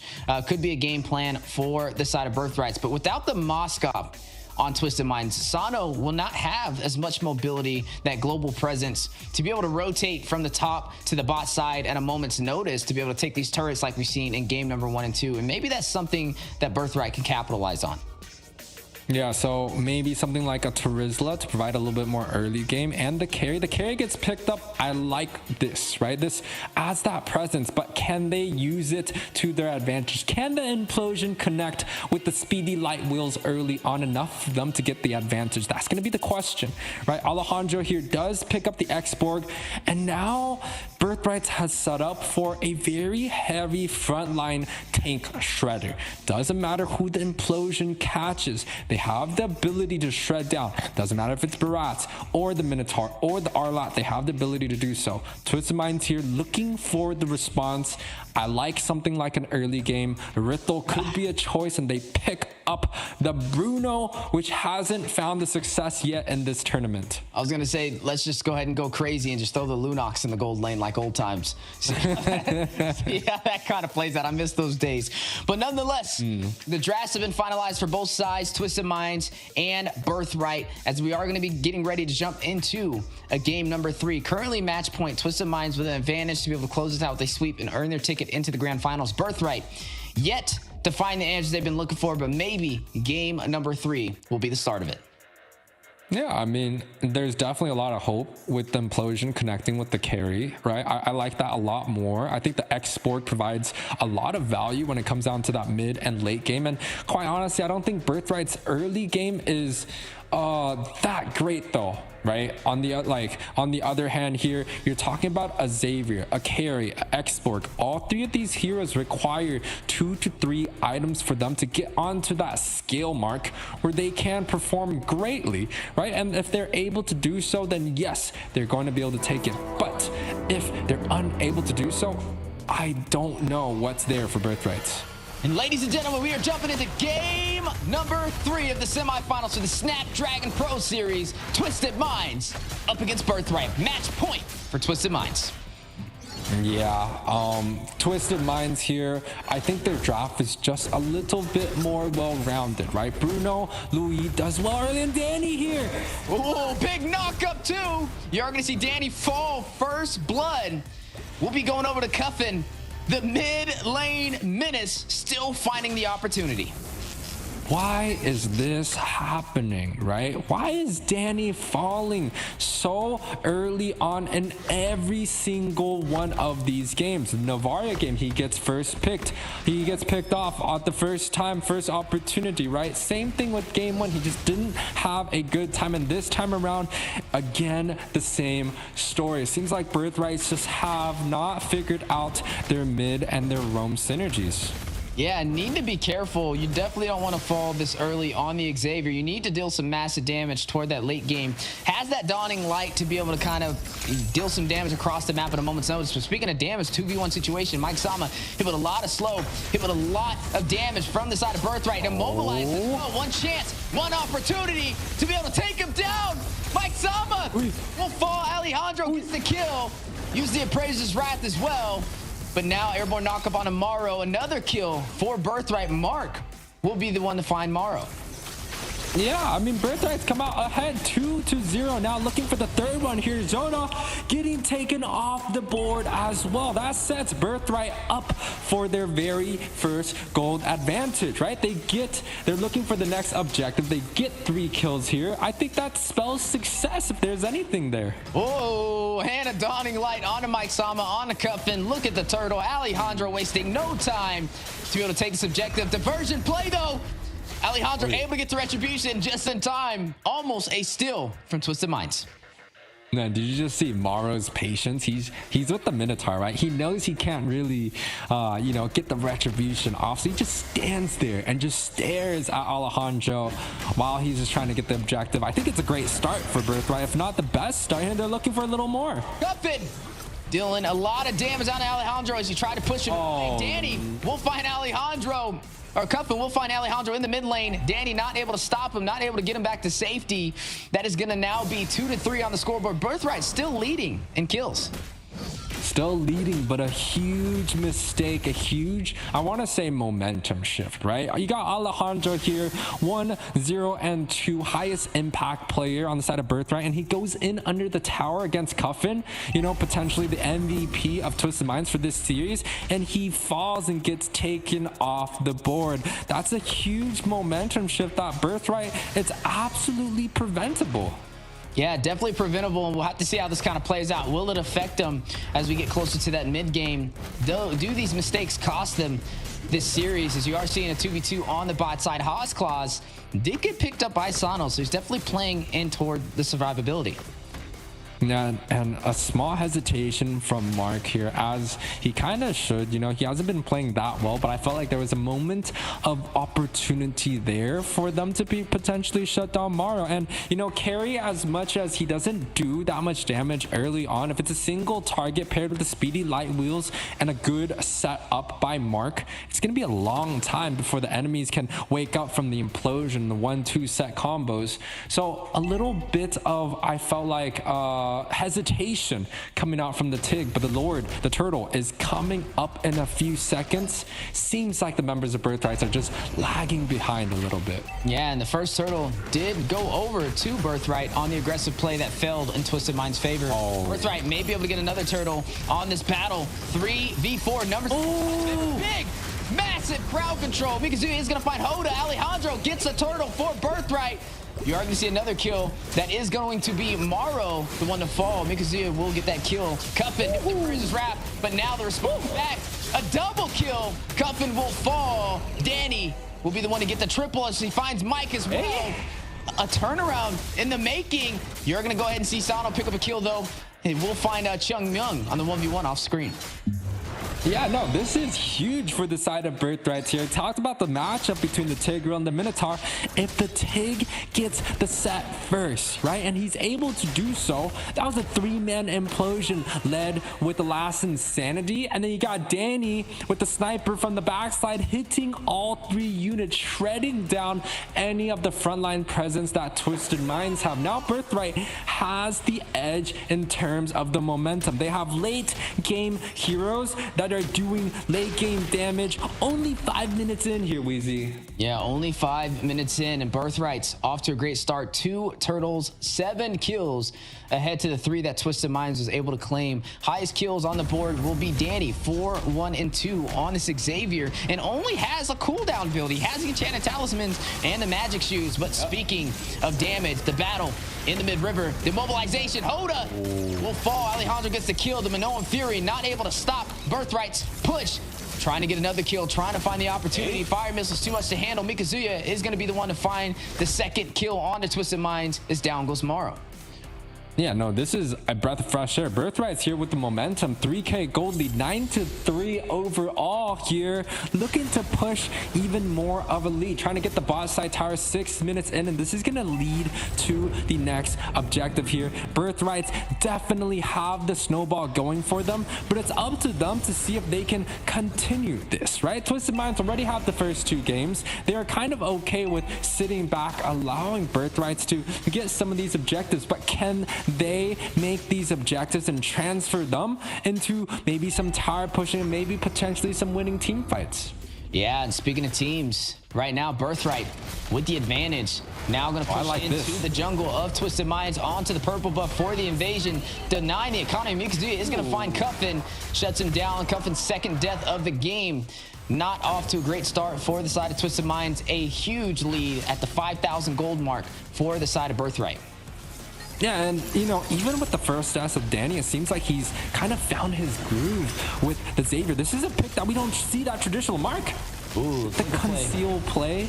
Yeah, he gets the flicker from Mike Sama, but you know, he's still has the potential for that flicker implosion. Yeah, it's gonna try and find it. Still has a lot of utility at his disposal. Oh! Taken very low, but look at the setup by Mark. Will fall though. Cuffin able to take him down. Mikazuya maybe next if he's not careful. You're going to see 2 members fall though, Mike and Morrow. Sano able to get a kill of his own, is going to find Alejandro. That is going to be a 2-for-2 trade for both sides. Yeah, 4-man implosion coming out from Mark, a huge set, but unfortunately doesn't feel like the skills kind of lined up there, right? You saw the implosion, but look at the counter engagement from the Minotaur. The Minoan Sphere just was too much to handle. Yes, 2-for-2 trade, but I felt like the advantage should have went a little bit more towards Birthright with the 4-man implosion. Yeah, but Berserker's Fury was picked up by Sano. Sano yet to die so far in today's game. Still has a flawless KDA and could be a secret weapon that Twisted Minds can kind of hold off on and try and push this game through, kind of funneling that damage and that crit that this Bruno can offer. But right now, this is the strongest lead that we've seen Birthright have in this entire series. And now, an opportunity to take down Mikazuya on the diversion and play. He is going to be able to get out of there, though. They're going to focus on the turret instead. A wise decision by Birthright. Yeah, and here Birthright's here looking to try to get even just a little bit more with the Xavier. They potentially have it, but Morrow is going to be onto the backside here. Alejandro gets chunked quite low. A 3-man final slash coming through here. The shields are there, but Mike gets taken off the board by Danny. A huge engagement by the side of Birthrights, and they're able to come out a little bit ahead here. Yeah, now 6,000 gold lead for the side of Birthright. Yet to lose a single turret, yet to have a scratch of damage dealt to any of the turrets across the map so far. Every objective has gone in their favor, and now the first lord of the game should be going to them with little to no problem. But look at the bot side. Look at Sano. We'll find a trade by taking the turret. You know, it's quite refreshing to see a Xavier back into the business here, right? And it's with the JJK skin. It kind of smells like the JJKs have been coming out of retirement, right? We saw the Julian in the game 1 of the very first series. We saw the Julian also overseas. Now we get to see a Xavier coming out on top. It's still not game winning yet, but it seems like the rise of the JJK, you talked about the Melissa, maybe the Melissa comes out the next game here. Yeah, and speaking of the next things that we are going to be seeing. Look at the pressure from Mikazuya on the bot side. It's trying to push in the tier 2 turret while the Lord does march in the top lane. Lanes are synced for some more real estate to be claimed by the side of Birthright as they push through toward Twisted Minds. This is dangerous here. Danny 6-1-6 with the blue buff. Blue buff Xavier with a early game lead is something that is absolutely dangerous. He's going to be able to spam his first 2 spells, and if he has his spells lined up in these team fights, he's just going to be dishing out ungodly amount of damage. And now with the top side being set up here, the conceal play comes down. It's going to be a hard defense here. Yeah, both sides fighting it out. Birthright trying to open up the base for Twisted Minds. The first time they've been in this position this entire series with their backs against the wall, faced at match point, faced on getting swept by Twisted Minds and knocked out of the Snapdragon Pro Series. It seems like a light has been turned on for them. Yeah, but it seems like the defense coming out from the side of Twisted Minds is still quite a bit to handle. You did see the ultimate coming out from the Dawning Light, but it doesn't feel like the damage is there just yet, right? So maybe Danny needs a little bit more time, potentially building into either Divine Judgment or outside. Dawning Light and the fire missile combination will evaporate Sano from reality. 1 member shy for Twisted Minds, and now an opportunity for the push. Though big knock with the Minoan Fury. Immortality being propped on Mikazuya, need to get out of the inhibitor turret for damage. Dawning Light rains through, hits Mike Sama, hits Maro, both of them very low. Need to go back for some regen, but the crowd control too much to handle for Mike. You're going to see Chung Myung pick up the kill. Mike Sama will fall. Sano now going to be spawning back in after falling, but the base has been opened up. Birthright with a major advantage. Yeah, it seems like they found kind of a loophole in Twisted Minds' draft. You're picking up late game heroes, but able to dominate the early game enough where they set themselves up in a wonderful situation, right? They're even double buffing Danny here. And Danny kind of has been that person that we haven't found success in game 1 and game 2, but the confidence is spewing here. They don't mind that Danny did not perform. They're willing to take it up, double down here, and take it to that next level. Yeah, and that's exactly what we're seeing today. A 10,000 gold lead for the side of Birthright. Highest gold lead we've seen in this entire series, and it is in their favor. Divine Glaive picked up by Dan. He's already been dealing a lot of massive damage with this Xavier play. Now going to be able to take this Lord, not even in a position to contest. Twisted Minds now having to play the defense of their lives up against the late game carry with Chung Myung and the late game Xavier from Danny. Yeah, I mean, this is going to be hard either way for the side of Twisted Minds to be able to defend against. We're talking about 3 late game laners, right? Xavier, Carry, and Export. And they haven't found a way to deny Mikazuya here on the Export 4, 0, and 9. And also Danny, after the first death that he took like 1 minute in, they haven't found a response for these late game demolishers. And it's hard for Twisted Minds to be able to do so with a comp, something like a Bruno where he needs early game snowball, something like a Louis where she shines a little bit more on the early mid game rotations here. Lord cracking down onto the bot side. The minions are clear at mid, so Twisted Minds have a small break, but are they going to be able to defend against the siege that potentially Mark is preparing here? And they should be able to. I mean, they're able to burst down that Lord a little to no problem. The burst damage from Sano is definitely starting to show, but it's the crowd control by Mark. That's the problem. Death is welcome for the stun. Last Insanity goes out. The Immortality being procced. The Frog armor does get shredded over there by Mikazuya on his way out. Still 4-0-9 yet to fall in this entire game. Good defense by the side of Twisted Minds right now. Typically in moments like this where it seems like the ones that have the Lord marching down is unable to, I guess, find the right fight or connect to it, seems like prolonging the game is going to be advantage for the ones that are defending. But unfortunately, with heroes like Xavier, Export, Carry, they essentially scale all the way until the end of day, right? They could get as much items as they want, but they're going to have the advantage. For the side of Twisted, I feel like they're just waiting for a moment of weakness, a bad fight, a mistake coming out for Birthright. But Birthright, if they're just holding on to the lead, I think in terms of raw 5 versus 5, look at that Dawning Light, half health already. Sano he's gonna have to go back to this base. And we've seen when Twisted Minds has an advantage, they're able to snowball, but we've never seen Twisted Minds on the backside having to defend. Do they have a strong defense like they have a strong offense? I think that's going to be tested out today by the side of Birthright, as they are on fire so far. We are only 15 minutes in, officially hitting that late game. Danny, oh no. Look at the stun on the Sano with the Mystic Field, taking him down to about 50% HP. The amount of damage from Danny has been problematic for Twisted Minds. Yeah, but the flicker is now gone for Danny, one of the highest damage dealing backbone that the side of Birthright has. And they also have the not the divine judgment, but the ultimate coming out from Louis to be able to get onto the backside. So potentially, right, with the divergent, they can find plays here, and it's looking to go through. They're going in. Oh no. Or the setup. Danny able to escape the safety. Dylan damage from afar, but no one Fury for the double knockup.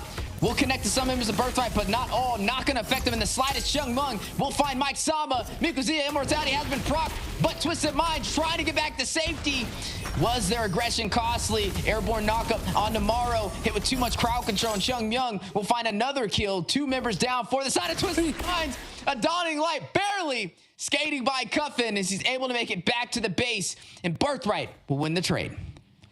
That was a little bit, for me, kind of like a desperate attempt for the side of Twisted, right? It was a little bit uncharacteristic, especially with how they were able to close out the game 1 and game 2. It just didn't feel like it was a well-fought battle. It almost felt desperation in that sense, as the side of Birthright breaks through the base. Yeah, they need Morrow to come back, though. 5 seconds until he can hit a possible Minoan Fear, until he can get the crowd control. Final slash goes down. Mike Sama trying to front line, trying to hold off Birthright from the push, but they bought themselves some time. Birthright decided. Oh. Aggressive 5-man diversion play onto the purple buff, catching Alejandro out of position, but he's able to sustain himself. Nothing? Twisted Minds get nothing out of that almost, I mean, I want to say perfect divergent play, and they can't even look to convert it to get onto this Lord, right? Hoda is in a pretty good position. If he gets this retribution, it might be crazy for Twisted Minds here. Oh, diversion play. Here it goes. One opportunity. Oh! Able to get the Lord for Twisted Minds, but at what cost? Hit with the taunt, hit with the damage. Mikuzuya will shut him down after the retry play still. And now Twisted Minds quickly trying to make it back to the base. Mark with the implosion play will go ahead and grab Morrow. Chung Myung with the assist will shut him down with the speedy light wheels. And they close? Dropping like dominoes for the Twisted Minds. Danny will fall. There's still 4 members in play though. Sano does have the crit in range to deal damage. Mike Sama needing to get out of there. No. Lord has now spawned in. Birthright has lost their opportunity to close out this game. Oh, I am so scared right now. Morrow comes up in 17 seconds. Hoda is going to be available. With this Lord marching down onto the bot side, Birthrights have to find resources to be able to clear onto that lane, and that's exactly what they're doing with the export. But look at the diversion. They're coming out on the backside. I don't know if Nika knows that they're happening, and the Lord is going to be able to march down there. It's going to be a defense situation now for the Birthright. All the members of Twisted available here, and Danny is still coming out of the base. But a big play by Mikuziya, not gonna fall there, and able to take the Luminous Lord down to below 50% HP, which means Twisted Minds may not even be able to push up this map. Look at Birthrights moving up in the mid lane for the play. Diversion does go off for possible counter play though. They do go behind enemy lines, gets them out of position. All for what? You're going to see the implosion play come out by Mark. Chung Myung will find Morrow. 1 member down for the side of Twisted Minds. Need to be careful. Both sides kind of testing the waters, trying to decide who will make the mistake first, and they'll disengage. I can't. Everyone is making mistakes left and right. It's not that crisp opening and closing that you're looking for both of these teams. It feels like, unfortunately, both teams are kind of in a desperate situation. It could just be that Twisted Minds kind of got flipped onto their back and their bellies is showing and they don't know how to react. They're kind of in a shock where everything is not lining up for them. And at the same time, Birthright's here looking for the advantage, getting a little desperate. They have to slow it down. Make sure they find the right play, and they get away here once again. This is crazy, Weezy. Did you see that? Mark was hit him with an implosion of a lifetime. But the get out of jail free card by Cuffin on the diversion, saving Twisted Minds. Yeah, I mean, we want the Divergent to make aggressive advantage plays, but Cuffin not only can make those great winning plays, he can make good defensive plays. Now it's really up to Cuffin. I feel like they have the late game Louis, where the Divergent is about like a 30-40 second cooldown. They can move around the map so extremely fast, potentially catch off, but they have to make the right decision. And so far, it just doesn't seem like it's been crisp cut to make that 100% right decision. Yeah, and speaking of decisions, look at Twisted Minds diversion play. This may be it, Yue. They only have one opportunity to be able to pull this off. No more mistakes from either side. Mark is going to miss the knockup. Hit with the crowd control. If they take him down, this could be a start for Twisted Minds to take this game in their favor. Alejandro trying to fight, trying to go with the backdoor play. Birthright has taken game number 3 against Twisted Minds. Okay, I wasn't even looking at the camera. I was busy looking at the map, but Birthright's here, able to take this series into game 4. I know a lot of people in the audience, even including myself, has kind of doubt that Birthright was able to do so with the draft that they've set up. They lacked in terms of the early game pressure, but now they have late game pressure, and they were able to clean out their early game, leading them to the success here.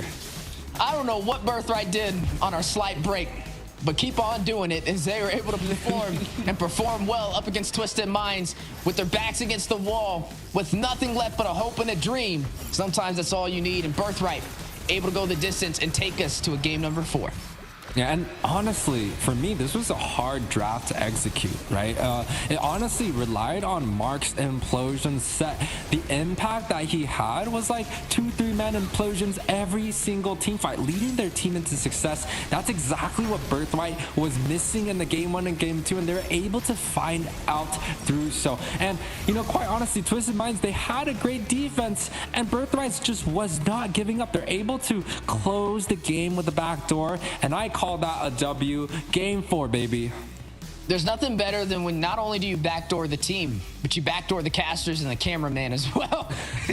Wondering what is going on right now. High IQ moment for the side of Birthright, taking the world by surprise to be able to claim game number 3. And now the question is, can they keep up that momentum? What went different from them in game number 3 versus the 2 previous matches? Dude, it just really has to be Mark on this Tigreal. Again, the implosion setup, especially in the early game, leads them to success here. Yes, the XP played absolute perfect, 5, 0, and 10. He did not die a single time, and he had the matchup that was great as an export, right? He just shredded down the front lines of the Barats. He shredded down the front lines of the Minotaur, and he did well in game. But I just have to say, the impact play comes out from the implosions. Yeah, I mean, yeah, definitely some great implosion plays. The crowd control is very hard to handle. Mikuzuya did have some highlights, though, with the Lord. When the Luminous Lord was marching on the bot side, he went all by himself in the late game to be able to take it to 50% HP, not allowing Twisted Minds to push up the map with ease. And then they put a lot of focus trying to take him down, and they weren't even able to get the kill. Like I said, flawless game for him, not finding a single death. The late game export definitely scaling through the times, and the utility definitely showcasing to the world that it's a problem. As you are going to see a little bit of that heat map over myself, this is kind of where my eyes were when the backdoor play happened there by Birthright. But nonetheless, an exciting game and a very big surprise to be able to take us to a game number 4. Yeah, I mean, the draft coming out from Birthright, like I said, it's a very hard executing draft. Not many teams in the professional settings can execute something like this. We're talking about late game, mid, XP, and gold laner, right? This is so extremely prone to getting snowballed. And if the side of Twisted Minds had the advantage, they did get the first kill, but if they were able to push it onto objectives early on, it was going to be extremely hard for Birthrights to be able to find the damage necessary, find the gold and the resources to push them into that late game. And I just have to say, Birthright executed that perfectly. It could not have gone any better with a draft like that. I think one of the biggest highlights was the setup, trying to get the implosion play, but last second Cuffin with the diversion to get the team back to the base to keep them alive. As we are looking at the heat map from Mikazuya on this export, majority of the time was spent in the XP lane, but toward the later half, you see him shift focus onto the bot side. You see him, that's where he went toward that Lord, was able to burst it down to about 50% HP, and then was able to escape the 5-man rotation down to him, playing for the survivability, playing for the late game, playing for the objectives, and a well-deserved MVP. Yeah, and this really shows you, like, how much of a team player Mikazuya is, right? Oh my gosh, look at the map. Has to go around the whole entire map. It doesn't matter, right? It's like the team is like, we need somebody bot side. Mikazuya, boom, right there, right? We need someone defending the tower. Mikazuya, you're there. We need someone to shred down this Lord and not die and not get picked off by a divergent. Mikazuya, you are up, and he is a man that has fit every single thing that Birthright needs in that scenario. Well-deserved MVP. He is him is he, him is the third has been born. But nonetheless, an exciting time for the side of Birthrights to be able to take this series the distance. Another opportunity to be able to raise that banner for Europe, as Twisted Minds has been on fire for the first 2 games, but game number 3 was not the same story. And now a possibility to get the reverse sweep is on the way for Birthright, who now, for the first time in this entire series, will be second pick in the draft. Whoa, and a small roster change coming out from this side of Twisted Minds here. Troll coming in to the Land of Dawn in that roam position.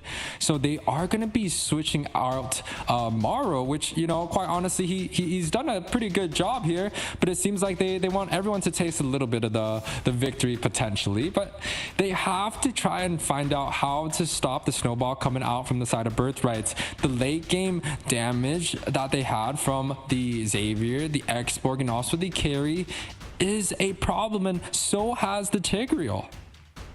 Yeah, and I wonder if they're going to go in for the Xavier play again for the side of Birthrights. It's not a mage that you typically ban out, so usually you can just walk and you can kind of pick it up with the ease. And it's the first Xavier I've seen in a while, and it was a really good performance over there by Danny, who was off to a rough start in the first 2 matches of this series. Didn't work out with the Lu Yi, didn't work out with the Navaria, with the Xavier. Yeah, the Xavier was the dominating. Yeah, I mean, Danny also in the third one, he died level 1. Right, and they just haven't had a good, he hasn't had a good lane performance like pre 1 minute in.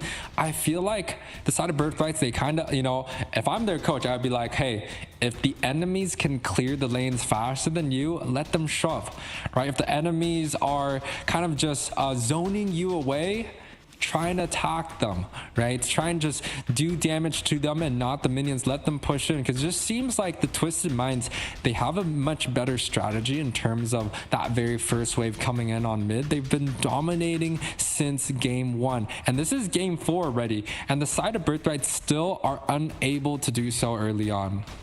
I'll tell you what, Chris, if you were their coach, we would have seen that Ruby a lot earlier today. So we've been waiting to see it, and honestly, I'm a big fan of it. The crowd control, the sustainability is something that a lot of people kind of overlook, and it can definitely be a strong piece to any composition.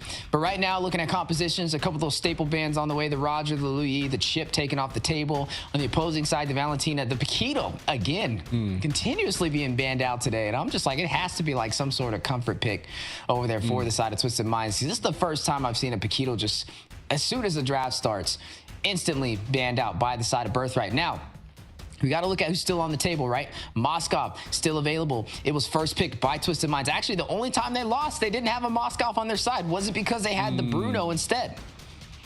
So they do take off the Matilda. Angela is available, Fredrin, and also the Moskov. And I think the Moskov, it could bring in that late game value that Twisted Minds needs, right? The Moskov, I think, was banned out in the last game.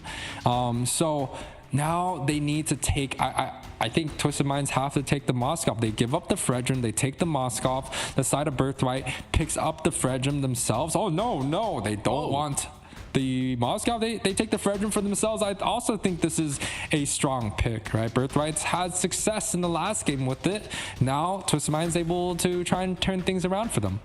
And this is a chance for them to pick up the Moskov if they'd like, or if they want to go for more comfortability, maybe the Natan would be an answer for them. They still have Mage Prio that they could slot in here as well up against Twisted Minds if they do want to go that route. You see the Valentina banned out. You see the Luyi banned out. There's still picks like the Navaria on the table. The Xavier, which we've seen dominate, could be picked up again. Or they could go in for the support. Angela, still a viable option. I would honestly pick up the Angela here just for the fact of there is no Valentina that you have to worry about. Yeah, Angela is quite good. They also got the Yu Zhong that's available. Oh, we have not. I forgot about the Harith pick here. The Harith gets picked up. This might smell a little bit of trouble. I think this game is getting very, very exciting, Weezy.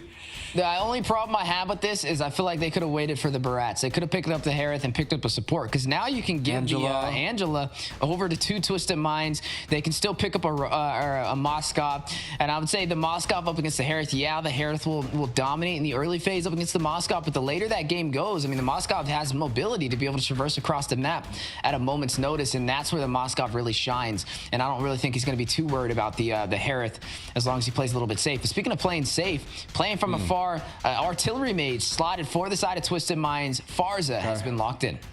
You know, I don't really like the Farza. Again, it's kind of like what you were talking about with the Barats earlier. I think it could be picked a little bit later on. It doesn't have to be prioritized so early. Now, the Edith. I thought the Edith would have been an extremely strong pick for the side of Birthrights here. Twisted Minds pick it up, denying it away.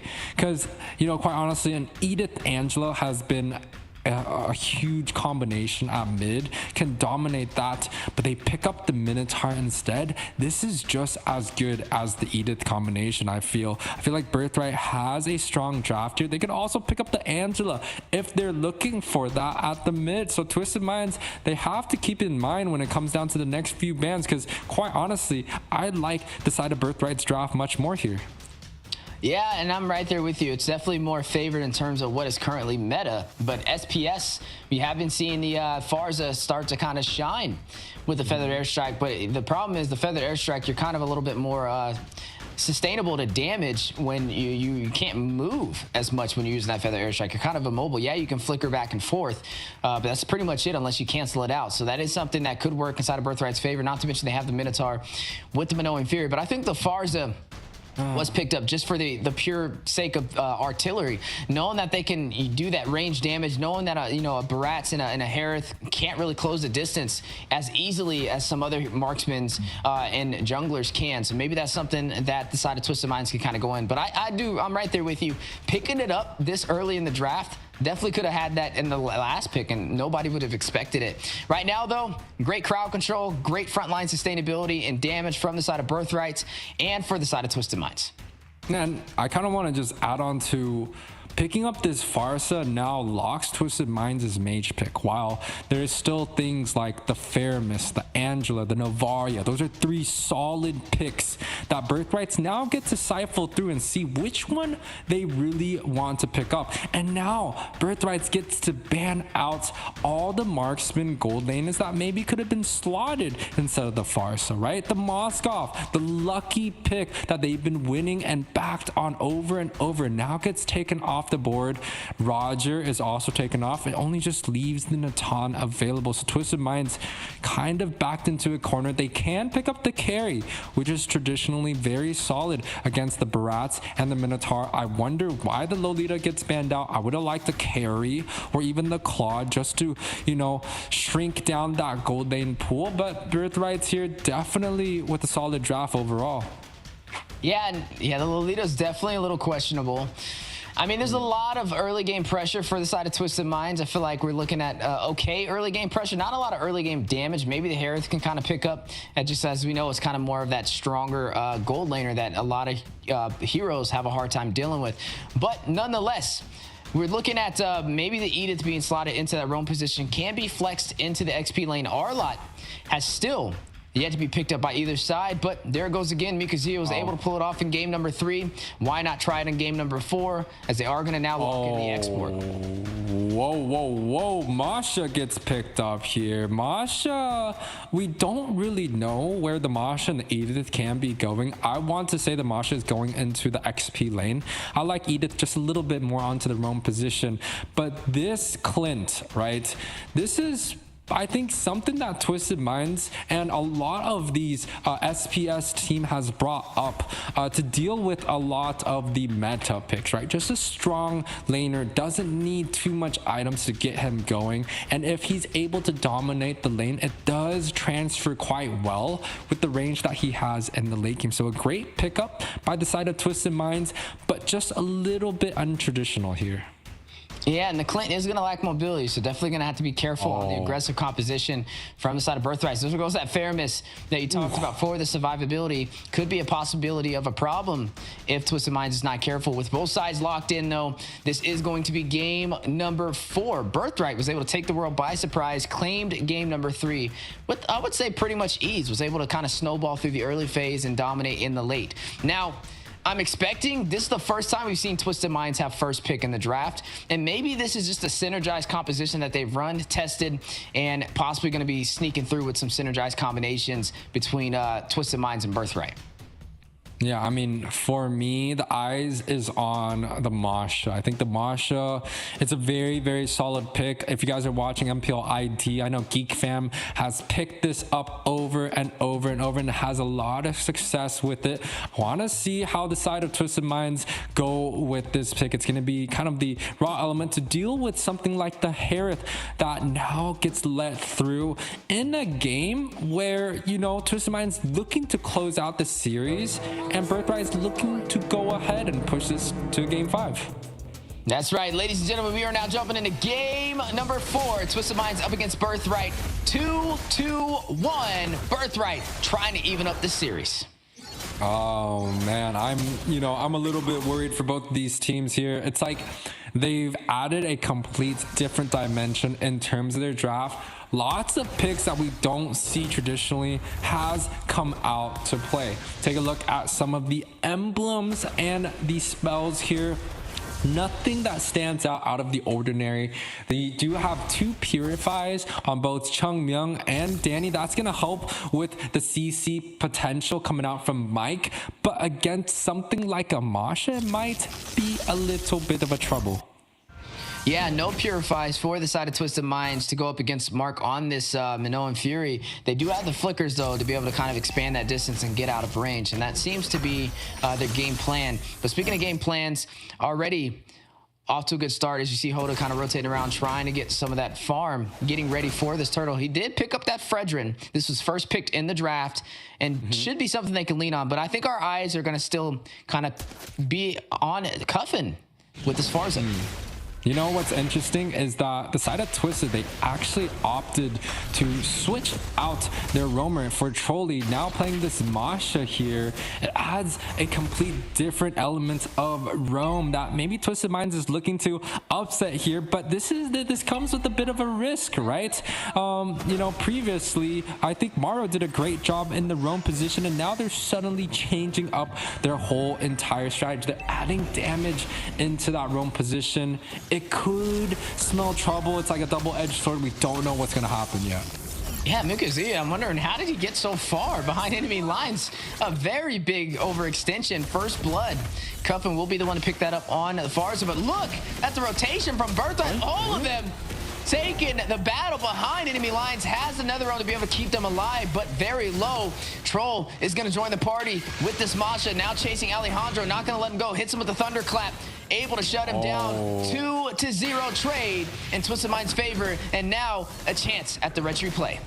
already an impact for the substitute coming in. Troll the carry making some sort of play here already early on, getting that kill. Now the last sanity comes through. Retribution goes down. Yoda, Soda able to get that objective here. Quite good, right? For the side of Twisted Minds, able to get the advantage early on, but can they continue here? Oh!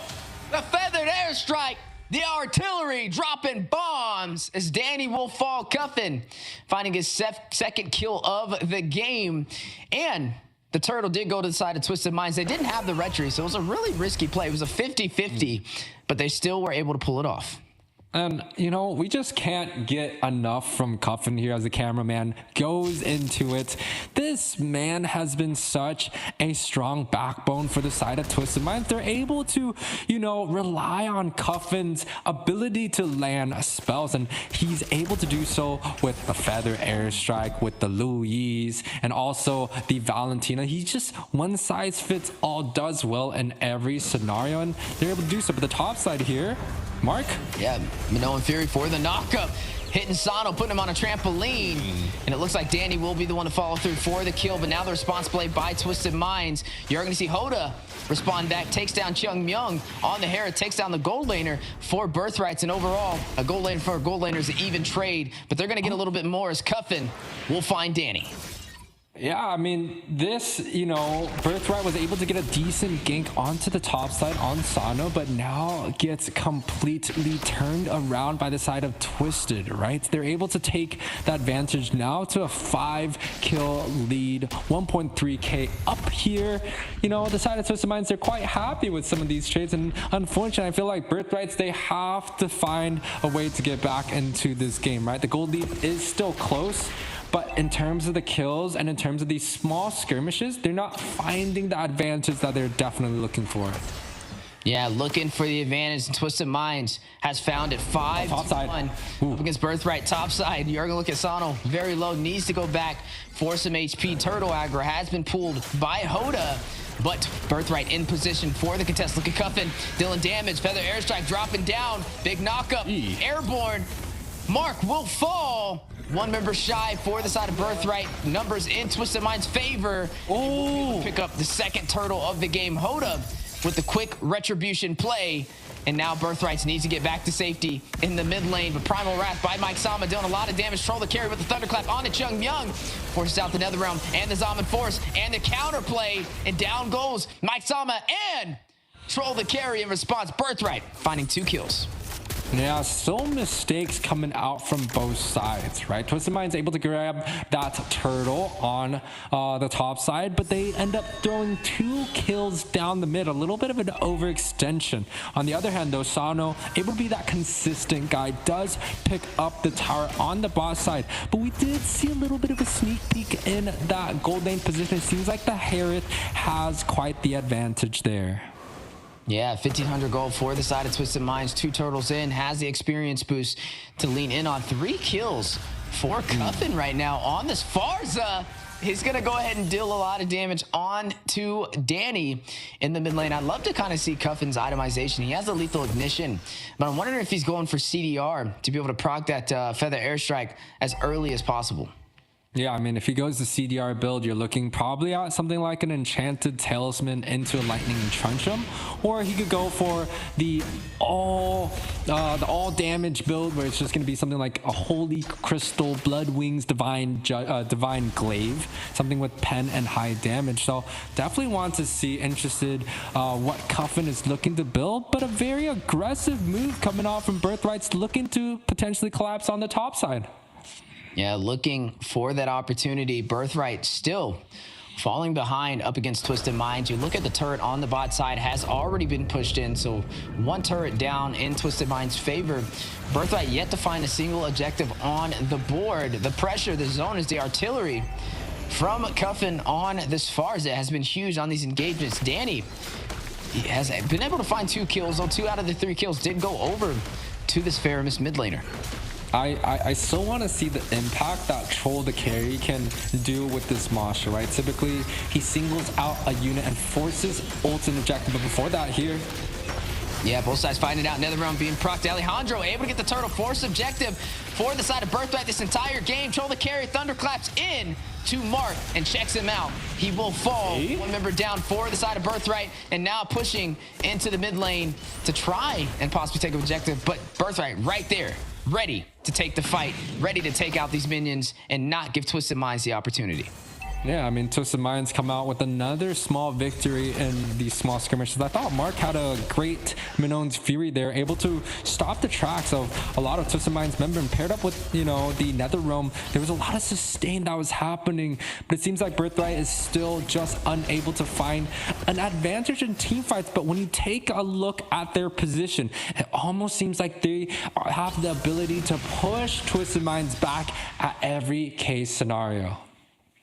Yeah, and I mean, just look at it has to be a CDR build. As many times as I've seen that feathered airstrike just in the past 2 minutes. Look at the damage leaderboard. Cuffin skyrocketing 24K above everybody else so far in the semifinals. Yeah, oh, a far Daytona's welcoming coming out. Hits, troll the carry. Yoda looking to go for a little bit of more. Mark chunked quite low here. NetherRealm and the Minon's Fury gets pops Yoda up, but the ultimate coming down with the last insanity onto the backside here. Mark is gonna be the first one that takes the fall, but a double knockup coming out from that Edith, looking to get more. Mark here just going a little bit crazy. The Masha doing tons of damage here, does get taken off by the Harith here. Members are falling out from both sides. It's gonna be a 3-for-1 so far. The Harith looking to grab up a little bit more. Danny comes out and plays. And then the ultimate coming out from the Fredrin bongs him back into the land of Dawn. Twisted Minds here with a 3-4-1. They're going to be quite happy with that trade there. Never underestimate the power of the Appraiser's Wrath, because I think a hard lesson was learned by Chung Young in the mid lane. That is 3 members down so far. Birthright not able to contest on this Lord, but a lot of spicy engagement inside of the mid-river, which worked in Twisted Minds' favor, and now completely in control of this game, up by 12-4 on the scoreboard in terms of kills, leading in the economy, and they only need 1 more victory. So Birthright has to be careful on overextending. Sometimes confidence can lead to arrogance. And you know what's crazy is that Appraiser's Wrath didn't even hit on the middle mark. It was like cleave damage coming out from the side, and he's still able to just execute that Harith completely off the board here. Birthright now having to deal with a Lord.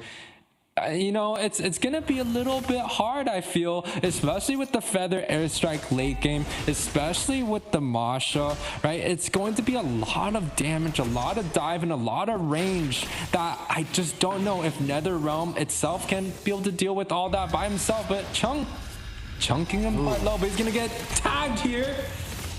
Yeah, he's gonna get tagged and put back on the shelf. That is gonna be Sano picking up that kill. The turret will fall alongside it, and the Lord still intact. NetherRealm being activated by Danny, trying to burst this Lord down, but a lot of damage dealt over to Alejandro. Lord will fall. 1 member falling alongside it for Birthright. Twisted Minds forcing all inhibitors to be in play for the side of Birthrights. No more tier 1 or tier 2 turrets. Yeah, the Masha is going to be available here. Alejandro does knock out Coffin with the feather airstrike, but the Siege still looking on the top side here. Minon's Fury, 5 members! Knocking out multiple. And then the last insanity does look like they're trying to get a little bit of reinforcement here. A great set coming out for the side of Birthrights, but the follow-up just comes a little bit too late outside of Twisted Minds. Get the disengage perfectly. That was a beautiful set, though. That was a beautiful set by Mark. I mean, not a beautiful KDA, though, but the set was there. Hopefully could kind of lead to some kills. Maybe Birthright can kind of capitalize on that next time. But right now, Twisted Minds with the major advantage, 11 minutes in against Birthright. I'm confused, though. Why is Mark so poor? He's got, like, no dominance eyes. He's sitting on nothing here. Alessandro getting taken out. Yeah, a lot of damage. You're going to see Sano find one. Alejandro will fall. An opportunity again for a siege onto the inhibitor, trying to open up the base against Birthright. Feather airstrike does drop down, but they don't have the minions to push in the lane. Yeah, Cuffin and Hoda here playing a perfect game. 4-0-7, 3-0-7. Twisted Minds, the backbones that they have, looking for another one, takes out Mark. I mean, Mark just doesn't have that much item. The last standing coming through doing tons of damage, but I think Twisted Mind's going to be able to take this here. Yeah, looking to take it. Immortality procced on Mikazuya. Does have the Faraga armor to lean in on. Mikazuya, this is not the same export we saw in game number 3. What's going on right now? 0-2 and 2, who was once formerly the MVP in the previous match. Now, not off to the same showcasing for game number 4. Yeah, I mean, I feel like the mobility from the side of Twisted Minds, and they don't really necessarily have a huge frontline presence, right? Masha is kind of that assassin dealing on the front, on the back side. So Mikazuya just doesn't have that many favorable matchups. You could even argue that the Edith does quite well. And oh, bot side here, the Masha takes out the Harith off the board. The gold graph is just a mountain away, and there's nothing stopping Twisted Minds from getting this game here. Yeah, you could see the overextension over there by Harith, by Chung Young, and the team kind of capitalized on it, hit him with a Feather Airstrike and a Thunderclap, used a lot of their utility, but it's already back on the board, and now a Lord for a possible game ender. And you have the knockup, double knockup coming through with the Feather Airstrike, deals tons of damage here. Another round coming out for a little bit of a last save here. They're looking to go for a little bit more. Minone's Fury does get the knockup here, but Twisted Minds take care of this series 3-1. 3-2-1. Champions keep playing until they get it right, and that's what we've seen today for Twisted Minds. A slight mistake, but we're able to figure it out in game number 4 to knock out Birthright out of the Snapdragon Pro Series and earn their spot in the grand finals. Yeah, it seems like MENA here with Twisted Minds able to take care of their region, becoming the representative to, you know, deal with what's coming up from the side of Turkey. But look at the performance coming out from the side of Twisted. They're well composed, and they've even added like Troll, right? Troll the carry here just comes out. He's like, hello, I'm gonna play Masha in the roam. I'm literally gonna just completely disengage your guys' strategy. There's no Maro, and then he's able to perform so extremely well. Look, he's 3-1-3, high impact player, high damage, and it completely catches Birthright out of guard. I think we've all seen what a troll can do in the land of Dawn, and not something I want to be on the opposite side of, as they were able to pull off that victory with the roster swap on top of it, and a fancy finish with an increased hero pool on top of that, pulling out the Farza and the Masha side by side for their victory.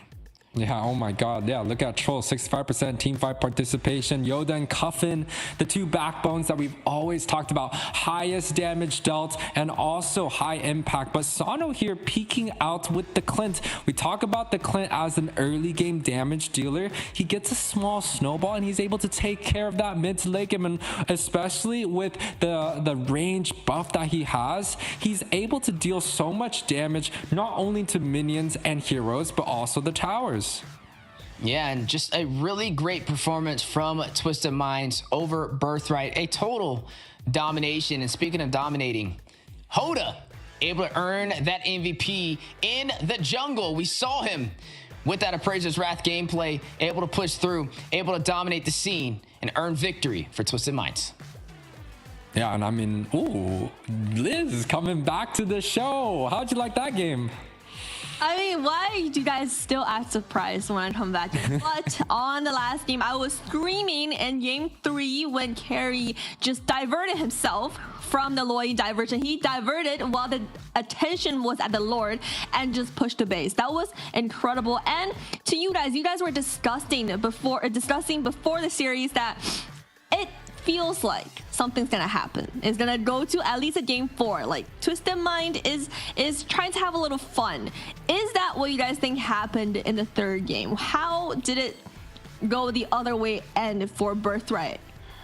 Yeah, it was interesting. Game number 3. I have a lot of questions that I don't think we'll ever get the answers to. It's like trying to figure out if we landed on the moon or not. But nonetheless, I will say that they were able to find their synergy. The Xavier pickup caught everybody by surprise, and Danny just turned into a different person entirely. But then game number 4, it's like they fell back to their same mistakes.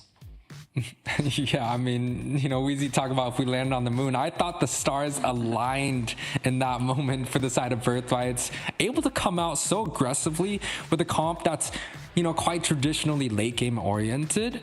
Kudos to them to be able to pull that off. Unfortunately, it did not continue in game 4, but a well fought battle for the side of Birthrights. And definitely a very rememberable series. Now let's take a look at the bracket and tomorrow's games. Right now we have Twisted Minds proceeding into the grand finals, followed by Flux, and tomorrow we will have the grand finals between these two teams. Steph, Weezy, anything you want to note of this bracket, of the path that we came so far? I will say, Flux able to pull through with a clean sweep. Twisted Minds falling right behind them, but still the same level of intensity. I'm expecting this game to go the distance from both sides, getting to see the best from Turkey go up against the best from MENA. Yeah, I mean, I'm extremely excited for tomorrow's match. We've seen great performance coming out from both of these teams now leading up to this very last series. They're representing two different countries. It's going to be extremely hard and a hard-fought battle. It's a best-of-5 series. I'm actually expecting this to kind of go all the way to the best-of-5s. Today's match, I kind of thought, it's going to be a little bit one-sided, but tomorrow's, man, Weezy, I think we're going all the way here. Yeah, and for tomorrow, we will have the grand finals of Twisted Minds versus Flux. That's going to happen at 5 p.m. CST. So, guys, be ready for tomorrow's series. I know we've saw both teams come to the distance. Although tomorrow, I am definitely hoping for a show that actually goes to distance, maybe a 5 out of 5. What do you guys think about tomorrow's lookout? I'm hoping for 5 matches all the way, and then a pause in between, and then a pause every single. No, I'm just kidding. I just wanted to go the distance to game number 5. That's what I'm excited about. I think that's what the world wants to see. It's a little bittersweet, though, to be able to say bye-bye over to Europe, though, as their team did fall, their last team standing, but they had a hard journey, and they were able to kind of showcase to the world that they're ready to take it the distance, and hopefully we get to see more of Europe as we progress through the professional scenes. But like we said, MENA and Turkey, one more shot at glory for the Snapdragon Pro Series. Who will be the champion? I don't know who's going to be the champion, but I just do know that these are two powerhouses coming out, and it's going to come out to who clashes the hardest, whose fan base chants the loudest there in the audience. So if you guys are out there, make sure to support by letting us know who you guys are going to be rooting for the grand finals. Yes, that's right, guys. Make sure to follow us on our socials, and make sure to type in the socials your predictions for tomorrow, who you think, who you want, who is your fan favorite team coming out for each region, and who do you want to take that trophy home tomorrow. Now, casters, what are your final thoughts after today's series? It's been a journey. We had the pleasure of casting the Open Finals for MU and MENA, and now being able to kind of see both these 3 regions fight it out, Turkey, MENA, and Europe inside the Snapdragon's Pro Series Season 5. It's been a pleasure being on this desk. Tomorrow is the final day, guys, so make sure you guys show up and hold those flags high. Even those for Europe, definitely hold those flags high as well, as your region did great, and we can't wait to see what tomorrow has in store. Yeah, and Weezy pretty much said it all. I'm just excited to see what type of matches we get tomorrow. I know these teams have been preparing long nights, long hours, watching film, and I know it's going to be a great and exciting match tomorrow. Absolutely, and thank you guys so much for joining us today. I feel like I'm with the man with the suits, both of these two gentlemen dressed up, and tomorrow is going to be quite of a show. So make sure you guys join us back tomorrow at 5 p.m. and we'll see you then.